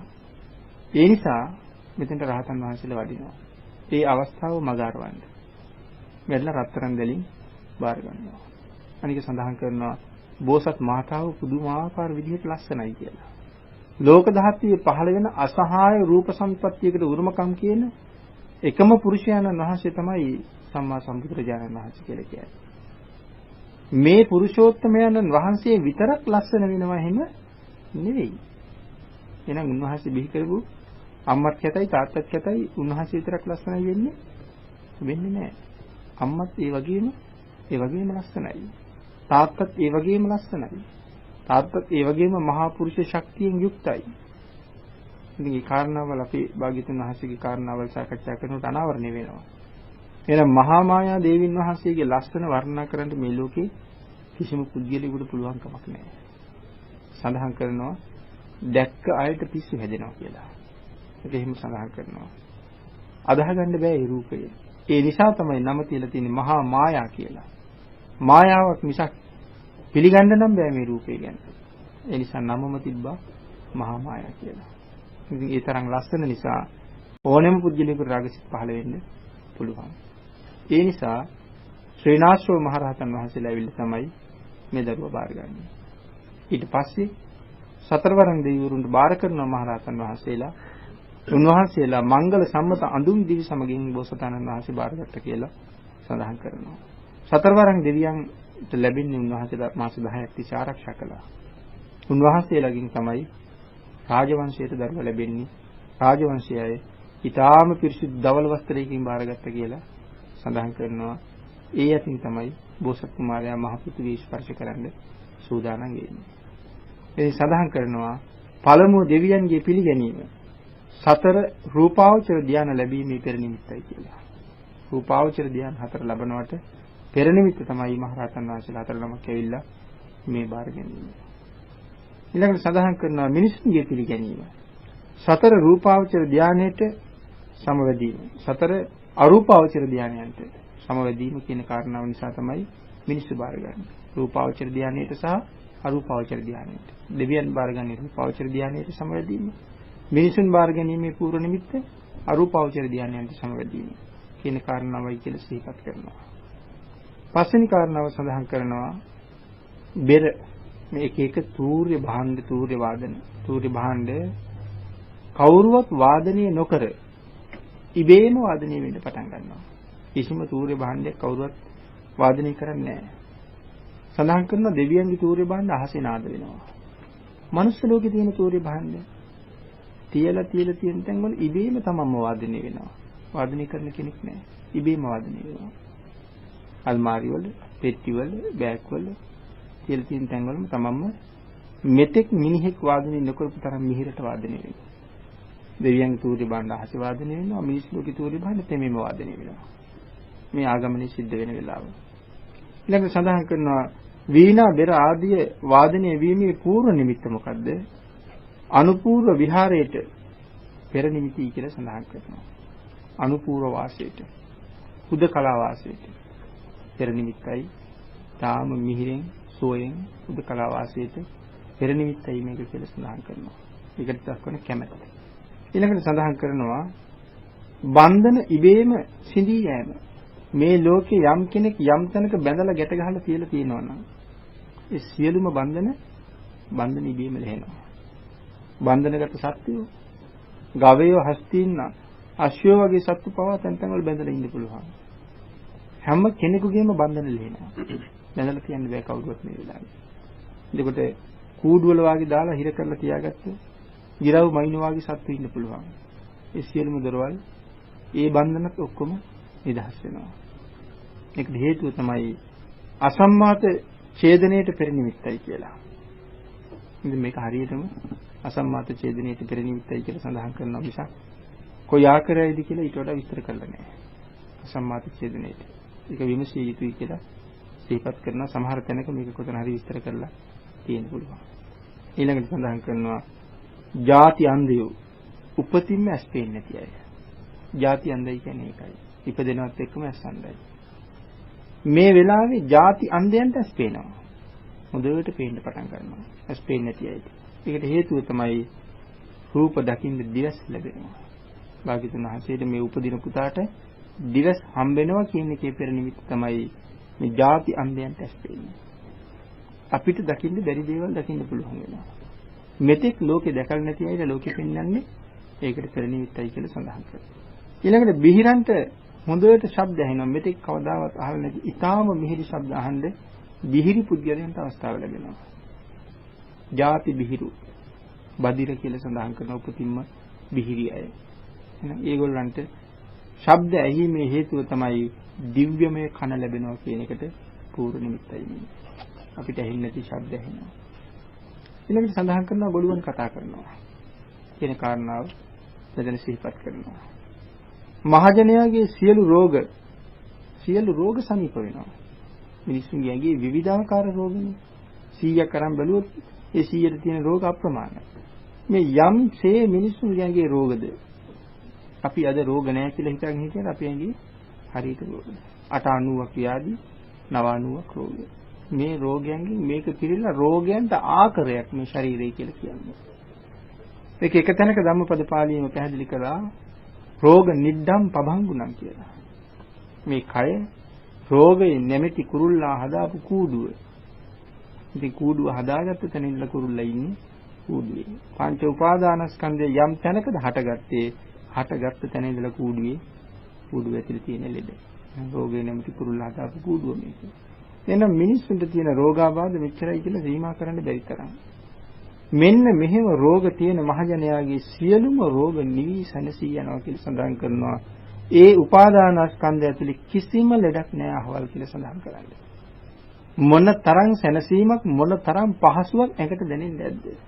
ඒ පහසුව සුවය අපි දන්නේ නැහැ. අපි දන්නේ නැත්තේ අපිට එහෙම රෝග සමනය වුණේ නැති නිසා. ඔය වාඩිලා ඉන්න ඔබට මට අප්‍රමාණ රෝග වලින් මේ කූඩුව පිළිලා. ඒ නිසා ඒ සුවය නම් කවදාවත් අපිට භුක්ති විඳින්න වෙන එකක් නෑ. නමුත් එදා හිටපු මිනිස්සු සියලු දෙනාගේ ඒ සියලුම රෝග සනීප වුණා කියලා සඳහන් කරනවා. ඒකට හේතුව චතුරාර්ය සත්‍ය ධර්මය අවබෝධ කරවනවා කියන එකේ පූර්ව නිමිත්තයි. සංසාර සත්‍යය සංසාර සාගරයෙන් එතර කෙරෙන්නේ මේ ආර්ය සත්‍ය අවබෝධය නිසා. එහෙනම් සියලු සත්‍යයගේ සංසාර රෝගේ සුවපත් කරනවා කියන එකට පූර්ව නිමිත්ත තමයි මේ සියලු සත්‍යයන්ගේ රෝග නිවිලා ගියා කියලා සඳහන් කරන්නේ. ඊට අමතරව සඳහන් කරලා තියෙනවා කොරවෙච්ච අයට අපි පිලුන් කියලා සඳහන් කරනවා. පිලා කියලා සඳහන් කරන්නේ. මේ කොරවෙච්ච අයට කොර බව නිතු වෙනවා. ඒගොල්ලෝ හොඳට ඇවිදින්න පටන් ගන්නවා පාද ලැබෙනවා. ඒකට හේතුව තමයි චතුර් 이르දිපාද අධිගමනය. භාග්‍යතුන් වහන්සේ 이르දිපාද ඡන්ද චිත්ත විරිය විමර්ශන සතර 이르දිපාද ලැබනවා කියන එකට පූර්ව නිමිත්තයි මෙතන සඳහන් කරන්නේ. ඊළඟට සිහිපත් කරනවා විදේශගත නැව් සිය රටට පැමිණෙනවා කියලා. එක රටවල් වලට බඩු අරගෙන වෙළඳාම ගිහපු නැව් තියෙනවා. ඒ නැව් තියෙන වෙන තොටවල් වල වෙන වරායවල් වල. සමහරලාට එන ගමන් මග සිය රට බලාගෙන ඉනවා. මේ මොහොත වෙනකොට මේ වෙන තොටවල් වල තියෙන වෙන පරදේශවල තියෙන සියලුම නැව් තමන්ගේ දේශය දක්වා ඇවිල්ලා. මොන ක්‍රමෙන් ආවද කොහොම ආවද දන්නේ නැහැ. නැව් ඇවිල්ලා තමන්ගේ තටාකේ නැවතිලා තියෙනවා. මේ වගේ මහා පුදුම සිදුවීමක් සිදුවෙනවා කියලා සඳහන් කරනවා. අතිශයින් ආශ්චර්යයි අපිට හිතා ගන්න බැරි තැනක මේ සියලුම දේවල් තියෙනවා. ඉතින් සඳහන් කරනවා මොකක්ද ඒකට හේතුව? සිව්පිලි සිඹියාපත් අධිගමනයේට මේක පූර්ව නිමිත්තයි කියලා සඳහන් කරනවා. සිව්පිලි සිඹියාපත් ලබා ගැනීමට මේක පූර්ව නිමිත්තයි. ඊළඟට සඳහන් කරනවා නිරේ ගින්දර නිවිලා කියලා. ඉතින් නිරා ගින්දර ඊටාම දරුණුයි. නිරා ගින්දර වල දරුණු බව එක රහතන් වහන්සේ නමක් එක පුරුෂයෙකුට පෙන්වුවා. භික්ෂුවක් කියන්නේ. මේ භික්ෂුව මනුෂ්‍ය ප්‍රේතේ කලින් යද්දි උගුල් 100ක් හදලා එක දවසක් උගුල් බලාගෙන යනවා. යනක උගුලක වැටෙilla හිම සතේ. වැටෙilla ඉන්නව මැරිලා නැහැ. ඒ සතා මැරුවා. මරලා තීරණය කළා මෙතනම පුච්චලා කනවා කියලා. පිච්චුවා මරලා. දැන් මස් කෑල්ල කපාගෙන අනුභව කරන්න ලෑස්තියි. සඳහන් කරන මේක අපේ රටේ සිදුවීමක් කියලා. අනුභව කරන්න සූදානම් වෙනවා. සූදානම් වෙනකොට මෙයාට පිපාසයක් හැදෙනවා. අපිට නම් වතුර තිබා ආවත් සමහරලාට බත් කටක් දෙකක් කාලා වතුර ටිකක් බොනවා වයි කියන අවස්ථාවලුත් අපි ගාව තියෙනවා. නමුත් මෙයාට එහෙම බෑ. මේ තරම් ව්‍යායාම් කරලා පුච්චගත්ත මස් කෑල්ල කටේ තියාගන්න බෑ. ඒ තරම් පිපාසයි දිව ගැලවෙන තරමට පිපාසයි. මේ පුච්චගත්ත සතයි මසුයි එතනම දාලා හොයාගෙන යන වතුර හැම වතුර කඩක්ම වේලෙනවා. සිතුල් පව්වට ආවා කියලා සඳහන් කරනවා. සිතුල් පව්වින වැඩිපුර රහතන් වහන්සේලා වැඩි හිටියා කියලා සඳහන් කළා. හැම තැනම පැන්කෙන්දි කියලා. ඉතින් මේ කාරණාව දේවදූත සූත්‍රයට ඇතුළු කරනවා. හැම තැනම පැන්කෙන්දි කියලා. නමුත් මෙයා හැම පැන්කෙන්දියක් ගාවටම ගිහිල්ලා බලනවා. වතුර නැහැ. බනිනවා ඇහෙනවා. රහතන් වහන්සේ නමකට ඇහෙනවා කවුද බනිනවා. මෙච්චර හාමුදුරුවෝ ඉන්නකොට බොන්න වතුර ටිකක් නැහැ නේ කියලා. රහතන් වහන්සේ ඇවිල්ලා බලහම පැන් තියෙනවා. ඒ වෙලාවේ කියනවා අතල්ලන්න කියලා. පැන් වක් කරන උන්වහන්සේ මෙයා පැන් බොනවා. පැන් දීලා අහනවා මොනවද කළේ කියලා. ඊට පස්සේ කියන කාරණාව සඳහන් කරන ඔබ දැන් මනුෂ්‍ය ප්‍රේතෙක් වෙලා ඉන්නේ. මෙතෙක් වෙලාවක් මේ පිපාසය ඔබට දැනුණා නම් යම්සේ ඔබ ප්‍රේත ලෝකේ පිපාසාවේ දුකේ අල්ප මාත්‍රයක් ඔබට දැනුනේ. සා පිපාසා දෙකම තියෙනවා ප්‍රේත ලෝකේ. ඒකෙන් අල්ප මාත්‍රය ඔබට ඔය දැනුනේ. ඔබ දැන් මනුෂ්‍ය ප්‍රේතෙක් වෙලා ඉන්නේ. කරපු පව ඇහුවට පස්සේ පව කීවා. අහනවා ස්වාමීනි මට ගැලවෙන්න විදියක් ඇත්තෙම නැද්ද? එකම ක්‍රමයයි තියෙන්නේ මහාන වෙන්න කිව්වා. මහාන කරන්න කිව්වා මහාන කළා. මහාන කළා දඬුවම් කරා. මොකද දඬුවම ස්ථාන තුනක වත් කරන්න ඕනේ. සිතුල් පව්වේ කතරගමයි තවත් තැනක වත් කරන්න පවරනවා. එක දවසේ වත් කරන්න ඕනේ. පයින් යන්න ඕනේ. මෙතන වත් කරලා අතන වත් කරලා මෙතන වත් කරලා. භාවනා කරගන්න කාලයක් තියෙනවද දැන් කොච්චර මහන්සි වෙනවද? මේ තුම් පොළට හැමදාම යන මහන්සියම කොයිතරම්ද අය භාවනා කරන්න ඉඳ අපිට මේ දේන්දර රැ වෙනකන් වාහනයක ගිහිල්ලා ආවම අපි ඇඟ කෙක්කමු කියලා වැටෙනවා වෙන මොකක් කරගන්න බෑ. මෙච්චර පයින් ඇවිදලා මේ මනුස්සයා කොහොමද භාවනාවට හිත එකතු කරන්නේ? රැයට විතරයි විවේකයක් තියෙනවා තියෙන්නේ. ඔය අතරේ තමයි මේ අපාය ගැන අහන්නේ. ඒ වෙලාවේ තමයි අපාය ගින්දර පෙන්වන්නේ. එදා තීරණය කළා මෙහෙම ඉන්න හරියන්නේ නැහැ. සඳහන් කරනවා කුඹුරට ගිහිල්ලා පිදුරු කට්ට බැඳලා කියලා. පිදුරු කට්ට බැඳගෙන ඇවිල්ලා දවල්ට දානවා වතුරි. දවල් 30 ස්ථාන තුනේ වත් කරලා රැයට පොඟාපු පිදුරු කට්ටයක් ඔළුවේ තියාගෙන භාවනා කළා කියලා සඳහන් කරනවා. සංසාරෙට කොයිතරම් බය වුණාද? പ്രേත ලෝකෙ දුකත් හොඳටම දැක්කා. නිරා ගිනිදලුත් හොඳටම දැක්කා. මේ තරම් වෑයම් කරන්නේ මේකෙන් ගොඩ යන්න ඕනේ කියලා. ඉතින් ඕක නොදැක්ක අපිට කොච්චර කීවත් තේරෙන්නේ නැහැ. දැක්කොත් තමයි වැටහෙන්න පුළුවන් වෙන්නේ. ඉතින් මේ පුජලයට ඒක දැනුන නිසා මෙහෙම භාවනා කරලා කොහොම හරි එතරට යනවා. මෙන්න මේ නිරේ ගින්දර නිවෙනවා කියලා සඳහන් කරනවා බෝසතාණන් වහන්සේ මාතෘ ගර්භයට එළවෙනකොට. හේතුව පූර්ව නිමිත්ත තමයි 11 ගින්න නිමල දානවා කියලා. මිනිස්සුන්ට තියෙන 11 ගින්න. රාග, දේශ, මෝහ, ව්‍යාධි, ජරා, මරණ, ශෝක, පරිදේව, දුක්ඛ, දෝමනස් ආදී මේ 11 ගින්න නිවන්න පුළුවන් භාග්‍යතුන් වහන්සේ නමකට විතරයි. සංසාරගත දුක් විඳින සත්වයා 11 ගින්නෙන් නිමල ආරක්ෂා කරනවා කියන එකට පූර්ව නිමිත්ත තමයි මේ දක්වලා තියෙන විවේකින්ජල් නිමලා. ඊළඟට සඳහන් කරනවා බෝසතාණන් වහන්සේ මාතෘ ගර්භයට එළඹෙනකොටම ලෝකාන්තරිකයේ ආලෝකමත් වෙනවා කියලා. ලෝකාන්තරික මහනිරේ. සක්වලවල් තුනකට මැදි වෙලයි තියෙන්නේ. සක්වල කියන එක ලෝකය කියන එක රවුම්. හැබැයි ධර්මයේ සඳහන් කරනවා විද්‍යාවේ පෙන්වන තරම් නම් රවුම් නැහැ කියලා. විද්‍යාවේ සඳහන් කරන ලෝක ගෝලයේ තනි රවුම්. භාග්‍යතුන් වහන්සේගේ දේශනාවේ ලෝක ගෝලයේ තනි රවුම් ලෝකයක් හැටියට දේශනා කළා නෑ. ඒක හැමම රවුම් නෑ. ඉතින් ඒ පිළිබඳව විස්තර වෙන සූත්‍ර දේශනා තියෙනවා. කෙසේ වෙතත් යම් හැඩයකින් හෝ රවුම් භාණ්ඩ තුනක් එකට ඇල්ලුවොත් මැද තියෙන ඉඩක්. ඒක අපිට ජීවිතේ වොන්තරම් ප්‍රත්‍යක්ෂ කරගන්න පුළුවන්. මෙන්න මේ වගේ තමයි සක්වලවල් තුනක් එකතු වෙච්චාම ඒ මැද්දේ යොදුන් 8000ක භූමි භාගයක ඉඩක් ඇති වෙනවා කියලා සඳහන් කරනවා. මෙන්න මේ විවරය ඇතුළේ තමයි ලෝකාන්තරික මහනිරේ පිහිටනවා කියලා කියන්නේ. කවරදාකවත් තීරේ ලියවත් සඳේ ලියවත් වැටෙන්නේ නැහැ. කෑලි කපන්න තරම් හරුවලයි. අයිස් ගංගාවක් වගේ තියෙන්නේ. සීතල වැඩි වුණාම පුපුරනවා. සීතල කාලේට සමහරවිට අපි හැමත් පුපුරනවා අපි දකින්නවා. මේකේ ඉන්න නිත සත්තු මේ අයිස් ගංගාවේ වැටලා පුපුර ජීවත් වෙන්නේ. එහෙමයි හිතන්නේ ඇති. අවිචී කියන මීට වඩා සැපයි කියලා. අතන ඊට වඩා ධර්මී පුපුරන අයිස් වලට කැපෙනවා සීමාවක් නෑ. මෙන්න මේ නිරයට මෙදාට එළිය වැටෙනවා කියලා සඳහන් කරනවා. බෝසතාණන් වහන්සේ මාතෘ ගර්භයට එළඹෙනකොට මේ ලෝකාන්තරික මහනිරයට එළිය වැටෙනවා. මොකක්ද ඒකින් කියන්නේ? ලෝකාන්තරික නිරයේ තියෙන මහ ඝන අන්ධකාරය කොයිතරම්ද? මිනිසාගේ චිත්තසංතානය තුළ ඇති වෙන අවිද්‍යාන්ධකාරයත් ඒ වගේ. මේ අවිද්‍යාවේ අඳුර නැසන මහා ආලෝක ධාතුව තමයි ලෝකේ පහළ වෙන්නේ කියන කාරණාවට පූර්ව නිමිත්තයි ලෝකාන්තරික මහනිරයට එළිය වැටෙන එක. ඊළඟට සඳහන් කරනවා වාතය හෙමින් හමනවා කියලා. ඉතා වේගෙන් ගමන් කරන සුළං ඉතාම හෙමින් හමාගෙන යනවා. හෙමින් හුලං හමනවා විතරක් නෙමෙයි, ඒ හුලං හරි සිසිල් සහිතයි. සීතල සුළං රැලි හමාගෙන යන්නේ. හෙමින් හමනවා සිසිල් සුළං. සඳහන් කරනවා දෙසටක් මිත්‍යා දෘෂ්ටියින් බිඳිනවා කියන එකට පූර්ව නිමිත්තයි මේ පහළ වෙන්නේ කියලා.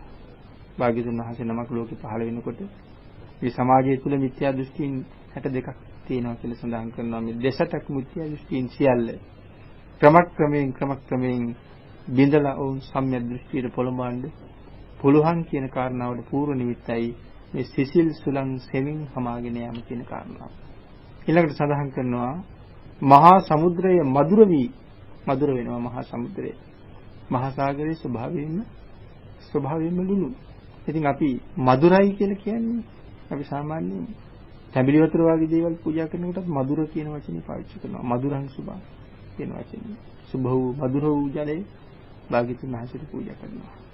එහෙනම් මේ මధుරයි කියලා කියන්නේ ඒහා සමාන මිහිරි රසයකට හැරෙනවා. මේ ලවණ රසය නැතුව මිහිරි රසය. සාගර ජලයේ මේ මහා ජල කඳ ලුණු බව නැතුව මధుර වෙනවා කියලා සඳහන් කරාම ඒක අපිට හිතා ගන්න බැරි දෙයක්. මොකද්ද මේ පූර්ව නිමිත්තේ හේතුව? සම්මා සම්බුද්ධ ශාසනයේ පුරාම පැතිරලා තියෙන්නේ එකම නිවන් රසයයි. ඒ නිවන් රසය ගැන තමයි ඒකට පූර්ව නිමිති තමයි මහා සාගරයේ මధుර වෙනවා කියන එක. ඉතින් මේ නිවන කියන කාරණාව කවුරු දැක්කත් නිවන එකයි.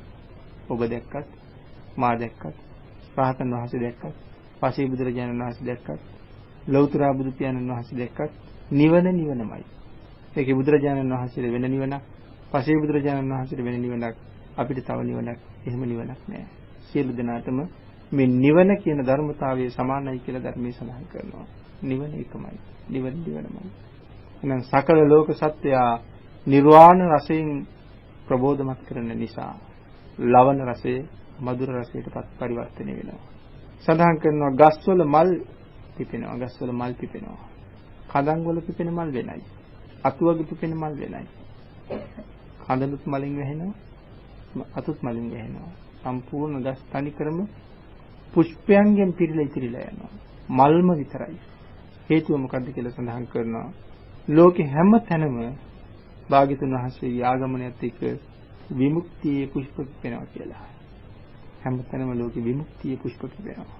සමහර වෙලාවට ධර්ම දරයන් ලෝක පුරා විසිරීලා යනවා. කියන කාරණාව වෙන්න පුළුවන් විමුක්ති පුෂ්ප. ලෝක සත්‍යයට නිවන් මඟ කියලා දෙන මහා පුරුෂයෝ බිහි කරනවා කියන අර්ථය වෙන්න ඇති අටකතාවේ මෙහෙම සඳහන් කරන්නේ. විමුක්ති පුෂ්පයන් හැමතැනම පිපෙනවා. ඊළඟට සඳහන් කරනවා හඳ 10 ගුණයෙන් බැබලෙනවා කියලා. සාමාන්‍ය දක්ෂිණ චන්ද්‍රය ඒ දකින්න එළියට වඩා 10 ගුණයෙන් බැබලෙනවා. මේ පොගේ දවස්වල සඳහන් කළා හඳේ එළිය වැඩි වුණා කියලා. ඉතින් යම් තාක් එළිය වැඩි වුණා කියලා අපිට වැඩි ඒක දැනෙන්නේ නැහැ. නමුත් 10 ගුණයකින් බැබලුණා නේ. මොන තරම් ආලෝක ධාරාවක් ලෝකයේ සෞම්‍ය එළියක් ගන්න දැද්ද 10 ගුණයකින් මේ චන්ද්‍රය ආලෝකමත් වුණා. ඒකට හේතු සඳහන් කරනවා විරෝචති ඡන්தோ අවිගං කියන කාරණාවෙන් තමයි මේක පැහැදිලි කරලා තියෙන්නේ අට කතාවේ. බොහෝ ජනයා භාග්‍යතුන් වහන්සේ දැකලා ප්‍රසාදයටපත් වෙනවා. එහෙනම් අතිශයින් ආලෝකමත් සඳ මොනතරම් සෞම්‍යද? ඒ සඳ තව 10 ගුණයකින් ආලෝකමත් කොයිතරම් සෞම්‍ය වෙයිද?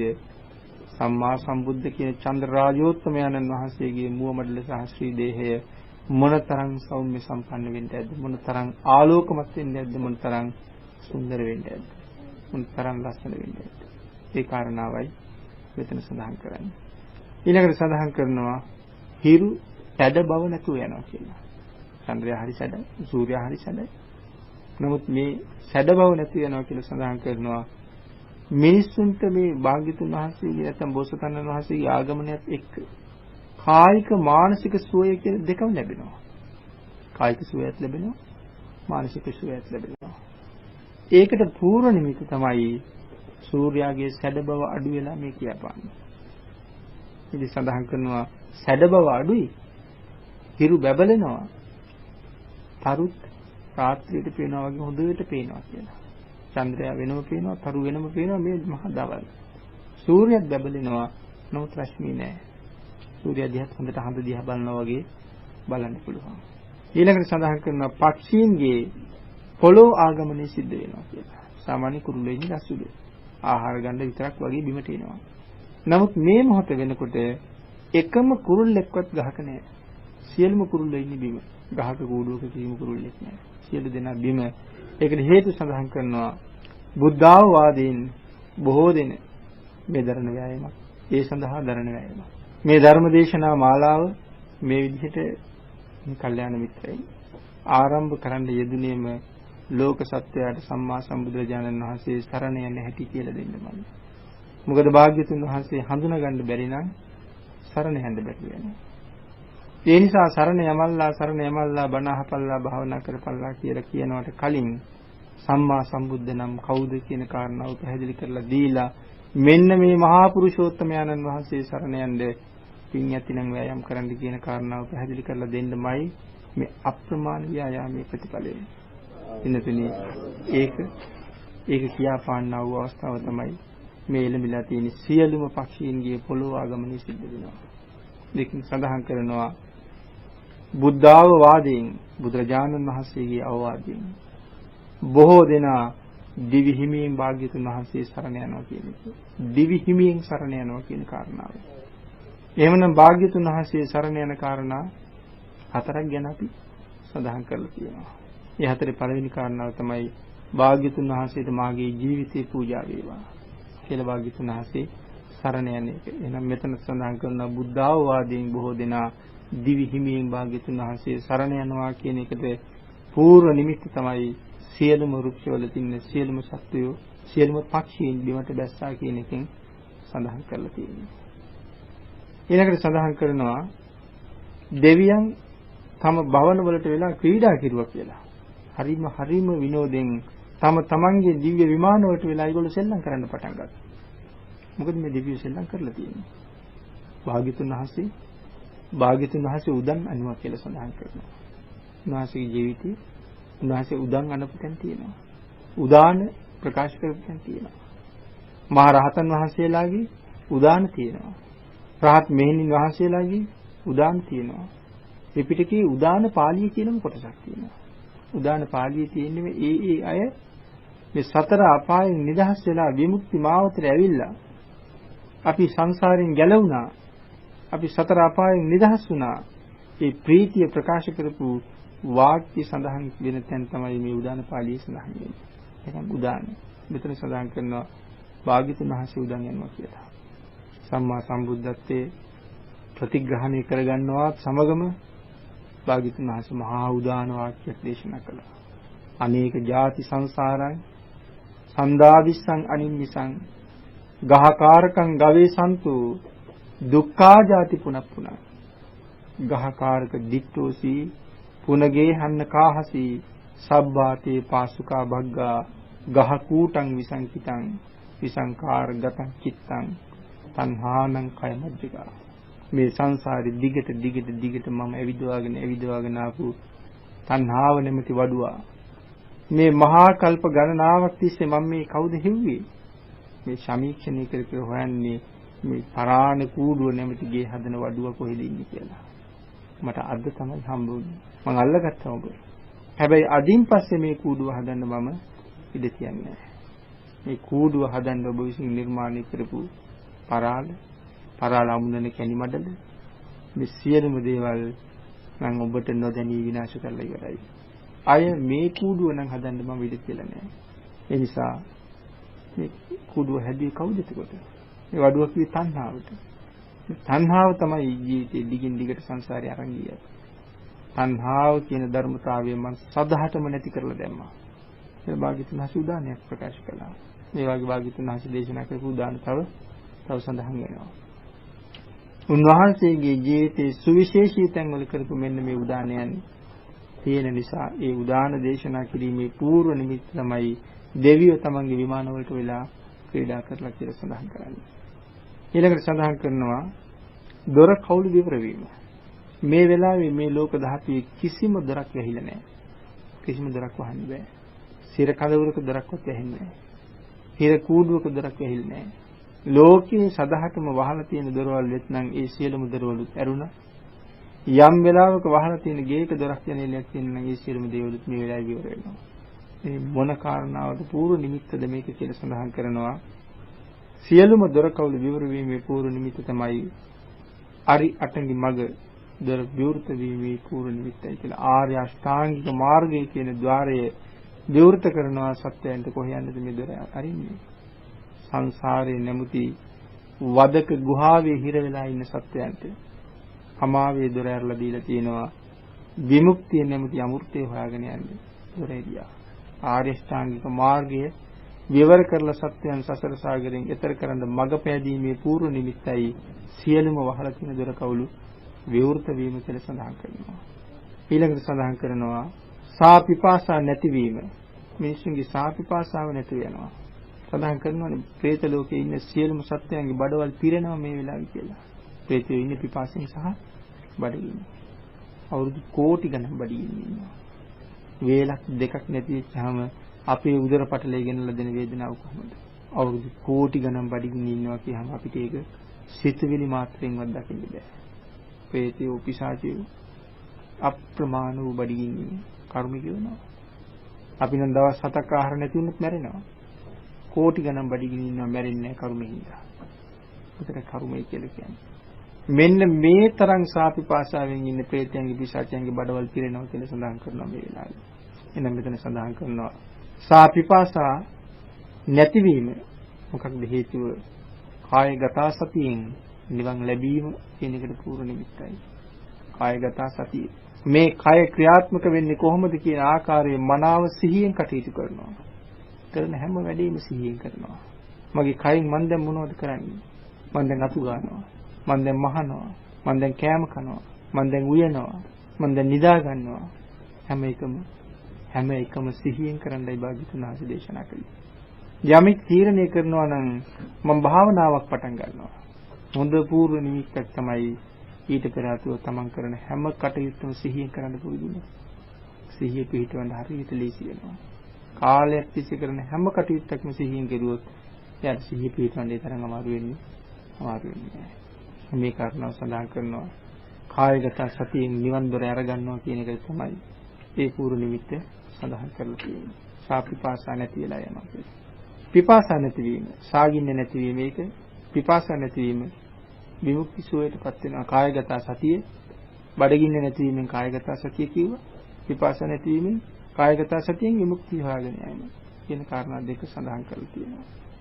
ජාති වෛරීන් මෛත්‍රී වෙනවා කියලා සඳහන් කරනවා. කවුද මේ ජාති වෛරීන් කියලා කියන්නේ? ණය පොළඟයි ජාති වෛරයි. ණය මුගතියයි ජාති වෛරයි. මේ වගේ ජාති වෛරීන් ඉන්නවා. මේ වෙලාවේ මේ ජාති වෛරීන් ඊටාම මෛත්‍රී සහගත සිතින් යුක්තව වුණොත් විනෝද වෙමින් සතුටින් ක්‍රීඩා කරනවා. හරිම මෛත්‍රී සිතෙල්ලෙන් යුක්තයි. ජාති වෛරීන් මෛත්‍රී වීමේ හේතුව තමයි සිව්බඹ විහරණ ලෝකයට අනාවරණය කරනවා කියන කාරණාව. මහා බ්‍රහ්මයා ළඟ තියෙනවා කියන ගුණ සිව්බඹ විහරණ. අම්මා තාත්තා ගාව තියෙනවා කියන ගුණ සිව්බඹ විහරණ. මෙත්තා කරුණා, මුදිතා උපේක්ඛා.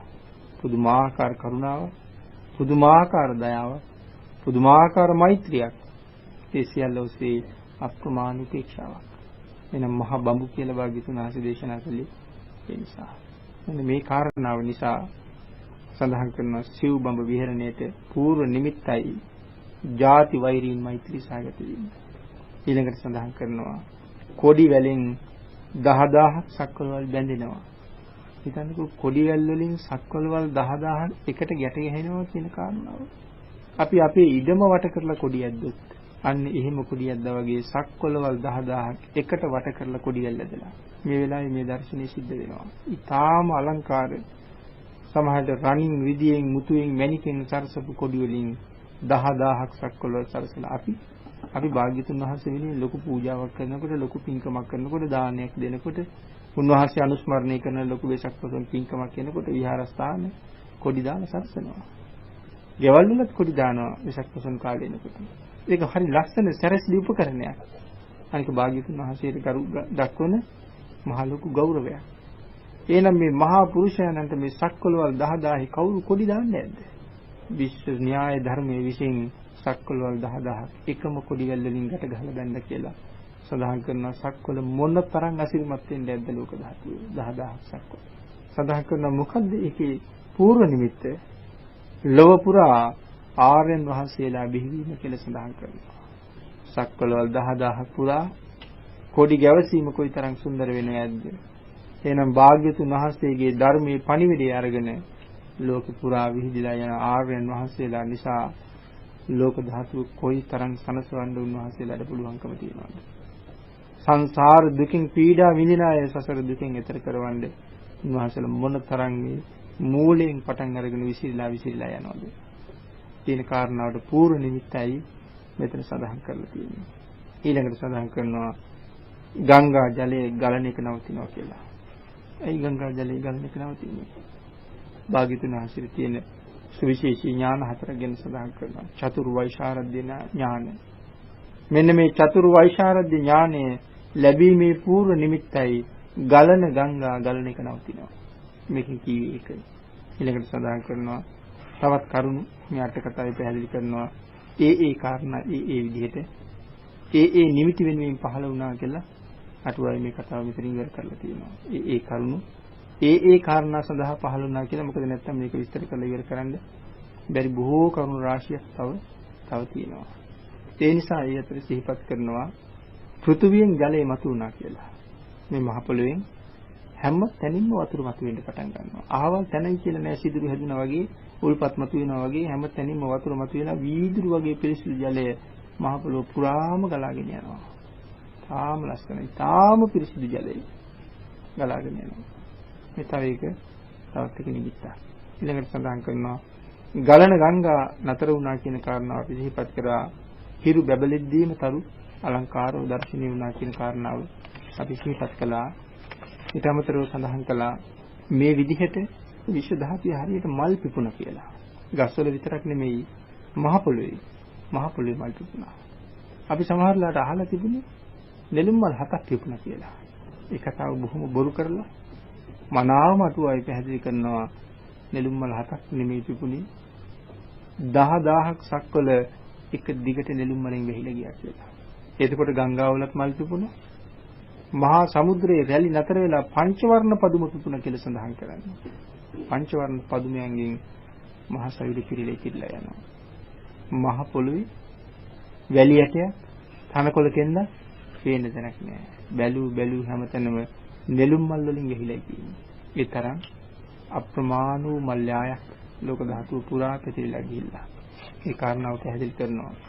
මේ මල් පිපීම පිළිබඳව සක්වලවල් 10000ම මේ වෙලාවේ එකම මල් පාවඩයක් වගේ. උන්වහන්සේ මාතෘ ගර්භයට එළඹෙන වෙලාව. ඊළඟට සඳහන් කරන ඕලම්බික පදුම කියලා. මොනවද මේ ඕලම්බික පදුම කියලා කියන්නේ? අහස පුරාම නෙළුම් මල් එල්ලෙනවා.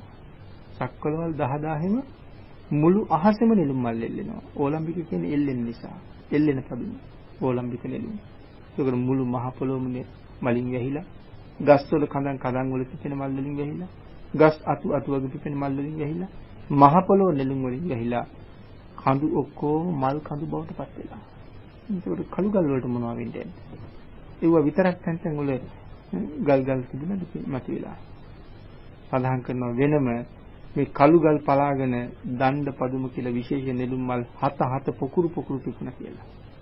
කළු ගල් වලින් තමයි මේ මල් මත වෙලා තියෙන්නේ. ලෝක ධාතුවට මොන තරම් අසිරියක් මේ වෙලාවේ තියෙන්නේ නැද්ද? අපිත් ඒ අසිරිය ඇතන් වෙලාවල් දකින්න ඇති. එන්නට පව් වැඩි නිසා තාම අපි සංසාරේ යනවා. නෙළුම් මල් කළුගල් පලාගෙන තුනා කියලා සඳහන් කරනවා. ඉතින් අපිට හිතෙනවා අපේ පැත්තේ මහනුවර පැත්තේ මාතලි පැත්තේ යනකොට හරියට කඳු හිතලා බලහන් මේ සියලුම කඳු එදා භාග්‍යතුන් වහන්සේ වෙනුවෙන් මල් කඳු බවට පත් වෙලා තිබ්බ නේද කියලා කල්පනා කරාම අපිට හිතා ගන්න බැරුව යන ලෝක ධාතුවට මොනවා වෙලා තියෙන්නේ නැද්ද කියලා කියලා. ඒ තරම් ආශ්චර්ය සම්පන්නයි. මේ වෙලාවේ තමයි මේ මල් පාවඩි උඩ තමයි ඉපදිච්ච වෙලාවේ වැඩි. ඉතින් කවුද අපේ ශ්‍රද්ධාවට මොකක්ද කරලා නැති කරලා දාන්නේ. අපි පොතේ ලියුනේ නෙළුම් මල් 7ක් උඩ පීවර මැන්න කියලා. ඉතින් මොන හේතුවක් නිසා කවුරු ලියවද කියලා හිතා ගන්න බෑ. නමුත් මේ ධර්ම කාරණාව හරියටම දැක්කහම අපිට පේන්න තියෙනවා නෙළුම් මල් 7ක් නෙමෙයි සක්වලවල් 10000ක් බිම අස්සක් මුල්ලක් නෑර නෙළුම් මල් අතුරලා ඒ නෙළුම් මල් පාවඩේ උඩ නෙළුම් මල් වියනක් යටින් උන්වහන්සේ වැඩම කරලා තමයි අභීත සිංහනාදී පව කරලා තියෙන්නේ කියලා. ඉතින් ওই ටික මුලින් අපේ හිත වලට ඇතුළු කරලා තිබ්බනම් මේ සම්මා සම්බුද්ධ කියන චරිතය පිළිබඳව මීට වඩා ලොකු ප්‍රසාදයක් අපි ගාව තියෙනවා. ඒකම තවත් නිත්‍යාවක් ලියව උන්වහන්සේට ගුරුවරයෙක් හිටියා කියලා. ඉතින් ධර්මයේ දන්නේ නැතුව ළමයිගේ ශ්‍රද්ධාව එතනම නැති කරලා දෙනවා. පොඩි අය ඉතින් අපිත් ඉස්කෝලේ යනවා සිද්ධාර්ථ කුමාරයාත් ඉස්කෝලේ ගියා කියලා. අපි උන්වහන්සේ අතර ඒකට වෙනසක් පුංචි කාලේ දෙන්නේ. නමුත් ධර්මයේ අපූර්වට පැහැදිලි කරලා තියෙනවා මේ මල් මතින් වැඩම කරලා උන්වහන්සේ උතුරට වැඩම කරලා සක්වලවල් 10000 දිහා බලනවා. මට වඩා උසස් අය ඉන්නවද කියලා මේක තමයි ගුණවතුන්ගේ හැටි. යම් සභාවකට ගියාම සභාවේ පනවලා තියෙන ආසනේ වාඩි වෙන්නේ මෙතන මම ගරු කළ යුත්තේ ඉන්නවද? ඉන්නවනම් ගරු කරලා ඉල්ල තමයි මගේ ආසනෙට මම යන්නේ. ඒක උතුමන්ගේ හැටි, ඒක ප්‍රඥාවන්තයන්ගේ හැටි, පඬිතුන්ගේ හැටි. එහෙම නැති අයට එහෙම තේරෙන්නේ නැහැ ඒක. බෝසතාණන් වහන්සේ උපදිනහම සක්වලවල් 10000 දිහා බලනවා කියලා සඳහන් කරනවා. හැබැයි සඳහන් කරනවා මේ සක්වලවල් 10000 දිහා බලන්න වෑයම් කරන්න දෙයක් නැහැ. ගේ ඇතුලේ ඉඳලා තමන්ගේ ගෙදර මිදුල දිහා බලන්නකොට යම්සේ මිදුල පේනවාද උන්වහන්සේට සක්වලවල් 10000 ඒ විදිහට පේන්නේ කියලා. එකට පේනවා සක්වලවල් 10000 හරියට ගේ මිදුල වගේ. සිව් දිසාව බලනකොට සිව් දිසාවෙන් දෙවියෝ ഘോഷා කරනවා. මහා වීරයන් වහන්සේ ඔබ වහන්සේට වඩා උතුම් පුරුෂයෝ තව කොහෙද? ඔබ වහන්සේ සමාන කෙනෙක්වත් ලෝක ධාතුවේ නැහැ. ඔබ පමණයි ලෝකේ පහළ වෙච්ච අසහාය පුරුෂයා. හැම පැත්තෙම මේ සඳහන් කළාට පස්සේ තමයි උන්වහන්සේ අභීත සිංහනාදේ කරන්න කලේ අග්ගෝ හමස්මි ලෝකස්ස මම මේ ලෝකයට අග්‍රයි. ජෙට්ටෝ හමස්මි ලෝකස්ස මම මේ ලෝකයට ජේෂ්ඨයි. සෙට්ටෝ හමස්මි ලෝකස්ස මම මේ ලෝකේ ශ්‍රේෂ්ඨයි. ආයමන්තිමා ජාති නත්ති දානි පුනබ්බව. අදින් පස්සේ මට උපතක් නෑ මේක මගේ අන්තිම උපතයි කියන අභීත සිංහනාදේ කරලා තියෙනකොට මම ජේෂ්ඨයි මම ශ්‍රේෂ්ඨයි කියන ප්‍රකාශය කරලා තියෙනකොට තවත් තැනක කොයි විදිහටද ගුරුවරයෙක් ගැන සඳහන් කෙරුවේ කියන කාරණාව අපිට හිතා ගන්න පිළි කාරණාවක්. ගුරුවරයෙක් හිටියා කියලා කියන්නේ අනිවාර්යෙන් ගුරුවරයාට ශිෂ්‍යයා වඳින්න ඕනේ. අපි සරණ යාම ගැන කතා කරන ශිෂ්‍ය භාවෝපගමන සරණාගමේදී පැහැදිලි කරනවා ගුරුවරයාට ශිෂ්‍යයා උදෙත් වඳින්න ඕනේ, දවල්ත් වඳින්න ඕනේ, අවසත් වඳින්න ඕනේ. එහෙමනම් බෝසතාණන් වහන්සේට ගුරුවරයෙක් හිටියා නම් උන්වහන්සේ තුන්වෙලේ ගුරුවරයාට වඳින්න ඕනේ. නමකුත් ලියලා තියෙනවා සර්වමිත්‍ර කියලා. ඉපදිනා දවස් කීපයක් යනකොට අසිත කාල දේවල තාපසතුමා එනවා සුද්ධෝදන රජුගේ පුතා බලන්න. අනිත් හැම දරුවම කාල දේවල තාපසතුමා ගාවට කියනවා ආශිර්වාද ගන්න. මේ වෙලාවේ පුතා බලන්න කියනවා. තාපසතුමා එනවා. ඇවිල්ලා කියනවා මහරජා මේ අසිත කාල දේවල තාපසතුමාගේ කීකරු ශිෂ්‍යයා සුද්ධෝදන රජු. මහරජා පුතෙක් උපන්න කියලා ආරංචි මාර්ගය. මං ආවේ ඒ පුතා බලලා යන්න. රජුන්ට අප්‍රමාණ සතුටුයි. ගිහිල්ලා වඩාගෙන කියනවා මගේ පුතේ ආශිර්වාද ගන්න. අනිත් හැමෝම මෙතෙන්ට යනකොට අද ඔබ බලන්න මෙහෙ ඇවිල්ලා. ආශිර්වාද ගන්න කියලා එක්කෙවිල්ලා වන්දනට ලෑස්තිනකොට තමයි සිරිපතුල් ජටාය වදින්නේ. ඉතින් තාපසතුමා කියලා කෙනෙක් ඉස්ලිමිසි කෙනෙක් එහෙම නෙවෙයි. අපි පින්නතුන් අහලා තියෙනවා. මනුස්ස ලෝකෙන් දවල්ට කෑම කාලා අවුත්සාවට ගිහිල්ලා විවේක අරගෙන හැන්දෑවේ නැවත මනුලොවට එන කෙනෙකුට යසිත කාල දේවල් කියලා කියනවා. පංච අභිඥාෂ්ට සමාපත්තිලාභී. මේ මහා තාපසයන්ගේ ජටා විපාදයේ වැදෙනකොටම සුද්ධෝදන රජු කල්පනා කළා මගේ පුතාට මොනව වෙයිද දන්නේ කියලා. නමුත් කාල දේවල තාපසතුමා බැලුවේ මෙහෙම වෙන්න හේතුව මොකක්ද කියලා. හැබැයි ධානයේ මෙනෙහි කරලා බලනවත් එක්කම දැක්කා මේ ඉන්නේ ලෝක ධාතුවේ පහළ වෙන පළවෙනි පුරුෂයා මේ ඉපදිලා ඉන්නේ. කාටවත් වඳින කෙනෙක් එහෙම නෙවෙයි. ඒ අතරේ රජුරු පුතාට අවාසනාවක් වුණා කියලා සමාව ගනින් කියලා බිම තියන්න ලෑස්ති වෙනවා. කාලදේවල ස්ථාපතිතුමා සඳහන් කරනවා අසුනේ නැගිට්ට කියලා. නිකම්ම නෙමෙයි නැගිටින්නේ මහරජා ඔබ සූදානම මම මරන්නද කියලා අහගෙන නැගිට්ට කියලා ඉස්මහන් කරන්නේ. සඳහන් කරනවා බිම තිබ්බා එහෙමනම් ඒ බිම තියෙනවත් සමගම අර මහා පුණ්‍යවන්තයාගේ හිස ගැලවිලා තල් ගහක ගෙඩියක් වැටෙනා වගේ බෝසතාණන් වහන්සේගේ පාමුල වැටෙනවා කියලා. එහෙනම් වඳින්නේ නැහැ මේ ජීවිතේ. එහෙම අහගෙන නැගිට්ටත් එක්කම බෝසත් කුමාරයා අරගෙන ආසනෙ උඩින් කියලා එතනම වැටිලා දැන ගහලා වඳිනවා. කාලදේව තාපසතුමා. මගේ ගුරුවරයා වැන්දනම් මම තව මොනවද අහන්නේ සුද්ධෝදන රජුගේ කිසිම විමසීමක් නැහැ එතනම වැඳගෙන වැටෙනවා පළවෙනි වතාවට වදින්නේ එහෙමයි. එහෙනම් මේ තාම කිරිකැටි බිලින්දක් තාව. රජුරුවන්ගෙන් එහෙම වැඳුම් ලැබුවා තාත්තගෙන්. එහෙමනම් ගුරුවරයෙක් ඉන්නවා කියලා කියහම ඒක කොයිතරම් මිත්‍යාවක් වෙන්නේ. සඳහන් කරනවා කුස රජුරුත් අපේ භාග්‍යතුන් වහන්සේමයි. ඉතින් කුස රජුරුත් කාගෙන්වත් ඉගෙන ගත්තේ නැහැ කියලා සඳහන් කරනවා. සකල ශිල්ප Taman තනියම ප්‍රගුණ කරගත්තා කියලා සඳහන් වෙන්නේ. රජෙක් හැටියට දරන්න ඕනේ සියලුම අවිශිල්ප, දුනු ශිල්ප, කඩු ශිල්ප තනියම ප්‍රගුණ කළා විතරක් නෙමෙයි. අලංකාර ශිල්ප, මූර්ති, කැටයන් කලා මේ සියල්ලම ප්‍රගුණ කරගත්තා. මහෞෂධ පඬිතුයෝ සඳුන් ගැටයක් අතේ තියාගෙන උපන්න මිසක් කාගෙන්වත් දෙදකම ඉගෙන ගත්තා හිම නෙවෙයි. ඒ අපේ බෝසතාණන් වහන්සේමයි. කුසරජ්ජුරු පිළිබඳව සඳහන් කරනකොට ඒ කාරණාව පැහැදිලි කරලා තියෙනවා. විවාහ වෙන්න හරිය අකමැත්තෙන් හිටපෙන්නේ. ඉතින් අම්මගේ බල කිරීම බේරෙන්න බෑ. දෙපාරක්ම අම්මට බෑ කිව්වා. හැබැයි ඉතින් අතීතේ කට්ටිය තුන් පාරක් බෑ කිව්වේ නෑ කියලා සඳහන් කරනවා. එහෙම වුණොත් අම්මගේ තාත්තගේ හිත රිදී කියලා. හිත රිදුනොත් පව් සිද්ධ වෙන බව දන්නවා. ඒ නිසා උපක්‍රම යෙදුවා බේරෙන්න. කුසරජ්ජුරුත් එහෙම උපක්‍රමයක් කළා. ඉතින් උපක්‍රමය තමයි රත්තරන් දීලා රංකරුවට කිව්වා රත්තරන් කාන්තා රූපයක් හදලා මට ගෙනත් දෙන්න කියලා. ඉතින් අඩි 5මාරක් 6ක් උසට හොඳට ශරීරයේ ස්ථූල උසට ගැලපෙන මහතට ලස්සන තරුණියකගේ රූපයක් හදන්න කිව්වා. හදන්න කීවට රජුගේ හිතේ දෙගිඩියාවක් තියෙනවා. මෙයා හදන රූපේ වාගේ රූපයක් අම්මට හම්බෙයිද දන්නේ නැහැ. මොකද මට විශ්වාස නැහැ එයාගේ රූපේ කොහොම වෙයිද කියලා. ඒ අතර මෙයත් එයාගේ කුටියට වෙලා රූපයක් හදනවා. සංකරුවගේ වැඩි ඉවර කරලා අරගෙන ඇවිල්ලා කීවා කුමරුනි මූර්තිය ගෙනාවා කියලා. එහෙනම් මුහුණ විවෘත කරන්න මට බලන්න කිව්වා. ඉතින් බැලුවා. අර හිතපු දෙයම තමයි සතුටුුනේ නැහැ. නමුත් සතුටු නොවිච්ච බව සංකරුවට පෙන්වෙත් නැහැ. නමුත් සංකරුවට කියනවා මගේ කුටියට ගිහිල්ලා කුටියේ රූපයක් තියෙනවා අරන් යන්න කියලා. ඒතකොට මෙයාගේ මූර්තියත් නිමා කරලා ඉවරයි. සංකරු දොරටුව ගාවට ගිහිල්ලා ආපහු ඇවිල්ලා කියනවා ස්වාමීනි මට ඇතුළට යන්න ලැජ්ජයි කියලා. ඇයි කියලා අහපුවම බිසවුන් වහන්සේ ඇතුළේ ඉන්නවා කිව්වා. මේ සඳහන් කරන්නේ නැති බිසවක් ගන්න වෙන නිසායි මේ උපාය යොදන්න හදන්නේ. සඳහන් කරනවා ඇතුළේ බිසවක් නැහැ. මම හදපු මූර්තිය තියෙන කියලා. සංකරුව රවට්ටන්න පුළුවන් මූර්තියක් හදන්න පුළුවන් උනේ කාගෙන්වත් ඉගෙනගෙන නෙවෙයි. මොකද්ද හේතුවක් නිසා නමුත් පබාවතිය විවාහ කරගන්න සිද්ධ වෙනවා. හැබැයි ඉතින් පබාවතිය විවාහ කරගන්න සිද්ධ වෙන්නේ යුද්ධ මැද්දේ තමයි මේ වැඩේ කරන්න වෙන්නේ. බොහෝ දෙනා බලාපොරොත්තු වෙ හිටිය පබාවතිය. සඳහන් කරන එක අවස්ථාවක රජවරු 7 දෙනෙක් කෝටි 7ක් අරගෙන යුද පිටියට ආවා කියලා. කෝටි 7ක් අරගෙන යුද පිටියට ඇවිල්ලා කුසරජ්ජුරන්ට පණිවිඩය වෙනවා අපි යුද්ධයට ආවෙන්නේ කියලා. කෝටි 7ක් යුද්ධ පිටියට ඇවිල්ලා පණිවිඩය වහමු කොහොමද පිරිසං විධානය කරන්නේ? කුසරජ්ජුරේ හිඳ යුද පිටියට තනියම ආව කියලා සඳහන් කරනවා. හැබැයි ඇවිල්ලා සිංහයාගේ පිට උඩින් ඇතාගේ පිට උඩින් ඉඳලා අහං සීහස්තර කුස රාජා මට තමයි සිංහ සේනාධිපති කුස කියලා කියන්නේ කෝ යුද්ධයට ආපුවයි කියලා අහනවා. සඳහන් කරනවා යුද්ධයක් නෑ ආපුවයිට ආවේ කොහෙන්ද හිතා ගන්න බැරුව හිස් ලූලුවත දීව කියලා සඳහන් කරන්නේ. හැබැයි ලෝකේ තියෙනවා මුළු දඹදිවට මේ චහඬවල් හතරක්. ඒකෙන් එකක් තමයි අහං සීහස්තර කුස රාජා මොනතරම් ප්‍රතාපවත් ඇත්තේ හඳ.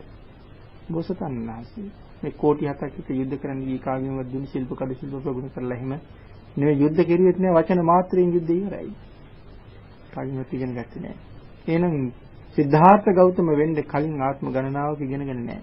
කාගෙන්වත් මේ සංසාරේ පුරාපු පාරමිතාවල ශක්තියට මිනිස්සුන්ට දන් දීපු එකේ ශක්තියට උන්වහන්සේට සියලු සකල ශිල්ප කලා ඉබේ පහළ වෙනවා. ශක්තිය ලැබුණා. ඉතින් එහෙම තියෙනකොට තමයි අපි පොත්පත්වල ලියවි සරුමිත්‍ර කියලා ගුරුවරයෙක්ගෙන් සිල්ප ඉගෙන ගත්තා කියලා. ඉතින් ඒ හැම තැනකම අපේ ශ්‍රද්ධාව නැති කරලා දාලා. එහෙනම් බෝසතාණන් වහන්සේට ගුරුවරු කොතනවත් ඉඳලා නැති බව සිහිපත් කරනවා. ඊළඟට සඳහන් කරනවා චුති උප්පත්ති දෙකම මේ වෙලාවේ නතර වුණා කියලා. සත්‍යයගේ චුතිය සහ උපත. මරණය නැවත උපතක් කියන දෙකම මේ වෙලාවේ නතර වෙලයි කියන්නේ. මේ මොහොතේ අපි නැකත කියලා සඳහන් කළේ මේ නැකතේ මේ ලෝක ධාතුවේ ඇහැට පේන නොපින්න කිසිම සත්‍යයක උපදින්නේ නැහැ. උපදින්න නම් මැරෙන්න ඕනේ නේ. ඒ නිසා චුතිය නවත්තලා තියෙනවා. ඒ නිසා මරණිකුත් නැහැ. චුතියකුත් නැහැ, උප්පත්තියකුත් නැහැ. මේ දෙකම නතර වෙලා තියෙන්නේ ස්වභාව ධර්මයේ විසින් තමයි මේ දෙක නතර කරලා තියෙන්නේ. ඊළඟ සඳහන් කරනවා මිනිස්සුන්ට දෙවියෝ පේනවා මේ වෙලාවේ. අරූපාවචර දිව්‍ය ලෝකවල ඉන්න අය පේන්නේ නැහැ. අනික සියලුම දිව්‍ය බ්‍රහ්මයෝ මිනිස්සුන්ට පේනවා. අපි මුලින් සඳහන් කළා පල්ලෙහ දෙව්ලොව ඉන්න අයට ඉහළ දෙව්ලොව අයවත් පේන්නේ නැහැ කියලා. මේ වෙලාවේ මිනිස්සුන්ට දෙවියෝ බ්‍රහ්මයෝ දෙගොල්ලම පේනවා. මොන තරම් ආශ්චර්යමත් අවස්ථාවක් වින්දාද. සහ සියලුම නිරිසතුන්ට පේනවා කියලා. නිරිසතුන්ට පේනවා. දෙවියොත් පේනවා, අපායත් පේනවා. දුකින් අය. මේ දෙගොල්ලම පේනවා. ඒ කිසි දෙයකට ආවරණ තිබුණේ නැහැ කියලා සඳහන් කරනවා. දැන් දෙව්ලොව පේනවා. මේ ගහේ අත්හින්ද පේන්නේ නැහැ නේ. චුට්ටක් අත්ෙන් එහා පැත්තට යන්න ඕනේ. අර ගල නිසා එහා දිව්‍ය ලෝකේ පේන්නේ නැහැ නේ. එහෙම ආවරණ තිබුණේ නැහැ කියලා සඳහන් කරනවා. ගස් ගල් පර්වත කිසි දෙයක් ඒ වෙලාවේ ඇහි මානියට බාධා වුණේ නැහැ කියලා සඳහන් කරනවා. ඊළඟට සඳහන් කරනවා දිව්‍යමය සුවඳ විශ්ව ධාතුව පුරා පැතිරිලා යන පටන් ගත්තා කියලා. දෙවියන්ගේ සුවඳ පැතිරෙනවා. ඒ සුවඳ මේ වාගේ සුවඳක් කියලා කියන්න බෑ. අපිට අද සාමාන්‍යයෙන් දරා ගන්න බැරි සුවඳක් આવත් අපි කියන්නේ දිව්‍ය ලෝක සුවඳයි කියලා. හැබැයිවටම දෙව්ලොව සුවඳ හැමුවනම් මේ වෙලාවට ගූත නිරේ දුර්ගන්ධය මනුලොවට හමාගෙන ආවත් කවුරුවත් දන්නේ නැහැ එහෙම දුර්ගන්ධයක් කියනවා කියලා. සඳහන් කරනවා එහෙම නිරයක් තියෙනවා කියලා. අසුචි සහ මුත්‍රා තියෙනවා. මේ දෙකම කොයි වෙලාවෙත් දුන්නදා පැහැෙනවා. අප්‍රමාණ දුර්ගන්ධයි. නිර්සත්තු පිළිලා දුර්ගන්ධ උනාට. සමහරු මේ පැහැෙනවා. සමහරු පැත්තකට වෙලා ඉඳගෙන අර අපි අග්ගලා ගුලි හදනවා වගේ ගුලි හදහට ගිලිනවා. ඉතින් මේක අහනවා මාතලී කියන දිව්‍ය පුත්‍රයාගෙන් නිමිරජ්ජු. මාතලී කවුද කියලා. ඉතින් ඒ වෙලාවේ මාතලී කියනවා ස්වාමීනි මිතුරාගේ ගෙදර ඉඳලා මිතුරාගෙන්ම කාලා මිතුරාගෙන්ම යැපිලා මිතුරා නිසාම ආරක්ෂා වෙලා මිතුරා නිසාම ජීවිතේ හැමදේම කරගෙන මිතුරාගේ ගෙදරින් යනකොට ගෙදර දේවල් සාක්කුවේ දාගෙන අතපොත ගාගෙන ගිහපු කට්ටිය තමයි ඔය ඉන්නේ කියලා. විපාක. එන්නේ ඒක විපාකයක්. අපි කර්මය කියන එක හරි අනුරූපයි. මේ ලෝකේ කරන දේ මේ විදිහටම ලැබෙන කර්මය කියන්නේ ඒකයි. පණුව ඉන්නවා කියලා සඳහන් කරනවා ඇත් කඳන් ඔරු කඳන් වගේ ලොකුයි කියලා සඳහන් කරන්නේ පණුව. මේක නිරිසත්තුත් ඉන්නවා විශාලයි නිරිසත්තු 60ක් 40 තරම් ලොකුයි. අර පණුව ඇත් කඳක් වගේ ඔරු කඳක් වගේ ලොකු උනාට තුඩ ඉදිකට තුඩක් වගේ කියලා සඳහන් කරන්නේ. මේ තුඩෙන් මිනිහට විදලා මස් අයින් කරලා නහර වැල් අයින් කරලා ඇටකොටු හිල් කරලා ඇට මිදුළු උරා බොනවා කියනවා මේ පණුව. මොන වේදනාවක් දැනෙනවද? මේකේ සත්‍යය ඉන්නවා. දුර්ගන්ධේ මනුස්ස ලෝකයට ආවොත් සඳහන් කරනවා මේ ලෝකේ ජීවත් වෙන සියලුම සත්තුන් ගලූප කරනවා කියලා. තරම් දුර්ගන්ධයි. ඉතින් මේ වෙලාවේ මේ ගූත නිරයේ දුර්ගන්ධය මනුලොවට හමාගෙන ආවත් කිසි කෙනෙකුට එහෙම දුගඳක් එනවා කියලාවත් දැනෙන්නේ නැහැ. ලෝක ධාතුව පිරීලා ඉතිරිලා ගිහිල්ලා දිව්‍යමය සුවඳ. ඊළඟට සඳහන් කරනවා ගස්වල කඳන් වල හැමතැනම මල් පිපෙනවා කියන කාරණාව අපි සිහිපත් කළා. පංච වර්ණ පදුම සාගරයේ පිරීලා ඉතිරෙනවා කාරණාවත් අපි සිහිපත් කළා. ඕලම්බික පදුමයන්ගෙන් අහස වැහිලා යනවා කියලා සඳහන් කළා.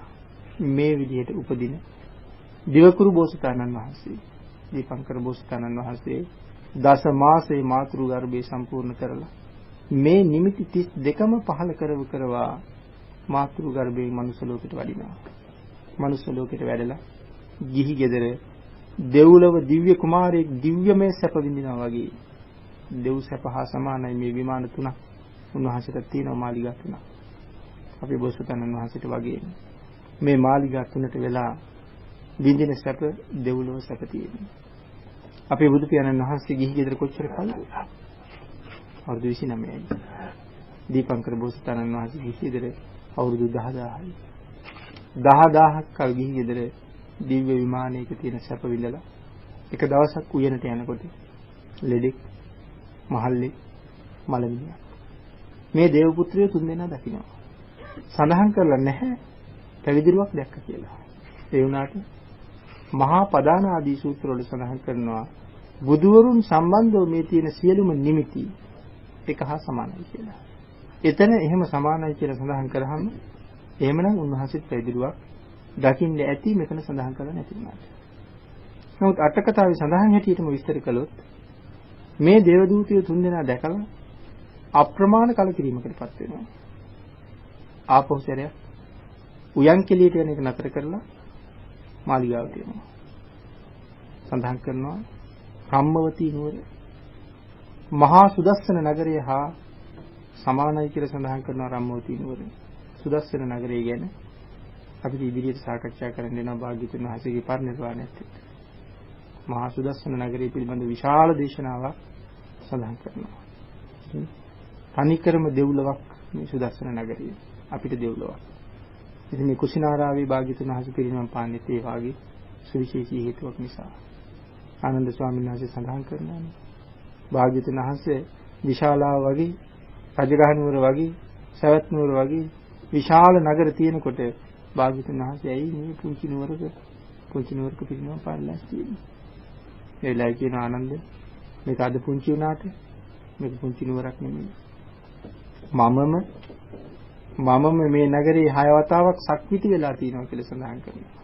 එදා මම සක්විති වෙලා අපවතුනේ මේ නුවරමයි කියලා ඒ කාරණාව වෙනම සඳහන් කරනවා. එතන සඳහන් කරනවා මේ සුදස්සන නගරය හා සමානයි රම්මෝති නගරය කියලා. ඒ සිරිය දැකලා නගරයට ඇවිල්ලා තමන්ගේ ඇත්ගොව්වට ආපහු කතා කරලා කියන පුතේ මගේ ඇත්යානිය ආයෙ ලැහැත්ති කරපන් කියලා. මෙයා ලැහැත්ති කරන ඇත්යානිය මේ අතගේ පිටේ නැගලා එක ඇතෙක් එක්ක නෙමෙයි උයන් සිරි නරඹන්නම යන්නේ. මේ අතගේ පිටේ නගිනකොට ඇත්තු 84000ක් පිරිවරනවා රජ බෝසතාණන් වහන්සේ. ඇත්තු 84000ම දිව්‍යමය ආභරණ වලින් සරසුවා හා සමානව සරසලා ඉන්නේ. තමන්ගේ මංගල හස්තියගේ පිටට නගින්න එනවා බෝසතාණන් වහන්සේ. මේ වෙලාවේ බෝසතාණන් වහන්සේ අලංකාර කරනවා.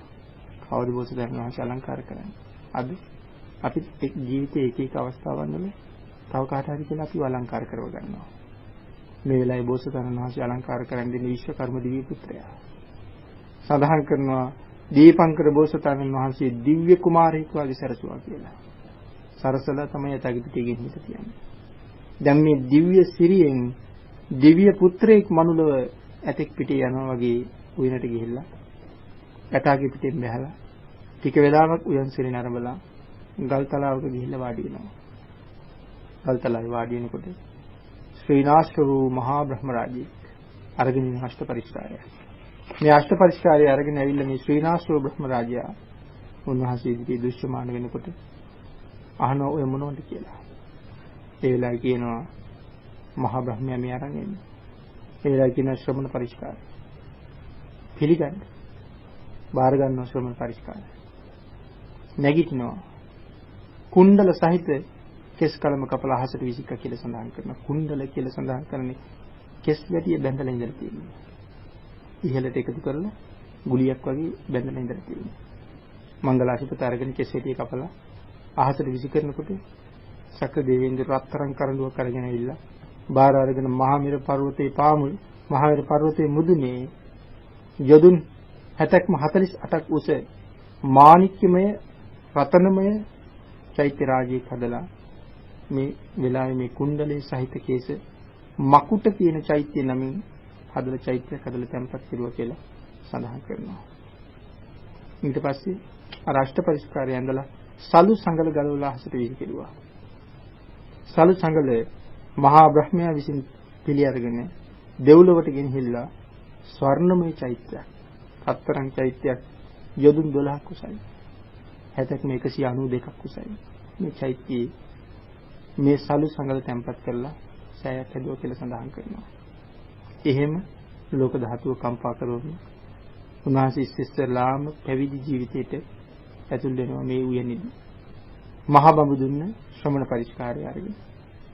ඉතින් අද ධර්ම දේශනාවට කියන කාලේ එතනින් නිමා වෙලා තියෙන නිසා මේ ධර්ම දේශනා මාලාවේ මේ දේශනාව අපි මෙතනින් නිමා කරන්න සූදානම් වෙනවා. ඊටු දේශනාවක් නැවත ඉදිරියට සාකච්ඡා කිරීමේ අරමුණ නැතුව දීපංකර බුදු පියාණන් වහන්සේ මොනතරම් ආශ්චර්යද කියන කාරණාව අපි සාරාංශ වශයෙන් මේ දේශනාවේදී සාකච්ඡා කරමු. එනම් මේ උතුම් බුද්ධ දේශනාව ලෝකයට දානය කරන්න මහත් වූ වීරියෙන් යුක්තව ඊටාම කැපකිරීමෙන් අප්‍රමාණ ශ්‍රද්ධාවෙන් යුක්තව මේ ධර්ම දේශනාව සඳහා ධර්ම දානමය පින්කම සඳහා දායකත්වය ලැබලා දෙන විශේෂයෙන් ශුක්ලන්ත මායා දුන්න මෙතිතුමන් කමානි මායා දුන්න මහත්මිය මෙතිනිය ඇතුළු කල්යාණ මිත්‍ර පිරිසට තුනුරුවන්ගේ ආශිර්වාද ප්‍රාර්ථනා කරමින් ඒ වගේ පවුල්වල නිදන ප්‍රාප්තියටපත් වුණු සියලු දෙනාටම අප්‍රමාණ පින් අනුමෝදන් කරවමින් බොහෝම ශ්‍රද්ධාවෙන් යුක්තව මේ පුණ්‍ය කටයුත්ත සඳහා තමන්ගේ මෑණියන් සහභාගී කරවගෙන පින් සිද්ධ කරගන්න අවස්ථාව උදා කරලා දෙමින් මාතෘ ණයෙන් නිදහස් වෙන්න කටයුතු සිද්ධ කරන මොහොතක මේ මහා පින්කම් දැකලා සතුටු වෙමින් සිටින මෑණියන්ට අපි පින් අනුමෝදන් කරලා නිදුක් බව නිරෝගී බව චිර ජීවනයේ ප්‍රාර්ථනා කරන්න සියලු දෙනාම ආශිර්වාද කරමින් සම්‍යක් දෘෂ්ටික දිව්‍ය බ්‍රහ්ම රාජයන්ට පින් අනුමෝදන් කරමින් අපි සියලු දෙනාටම භාග්‍යවතුන් වහන්සේගේ කරුණාවෙන්ම භාග්‍යවතුන් වහන්සේ සරණ යමින්ම සංසාර සාගරයෙන් එතරට යන්න භාග්‍ය වාසනාව උදා වේවා කියලා ප්‍රාර්ථනා කරමු.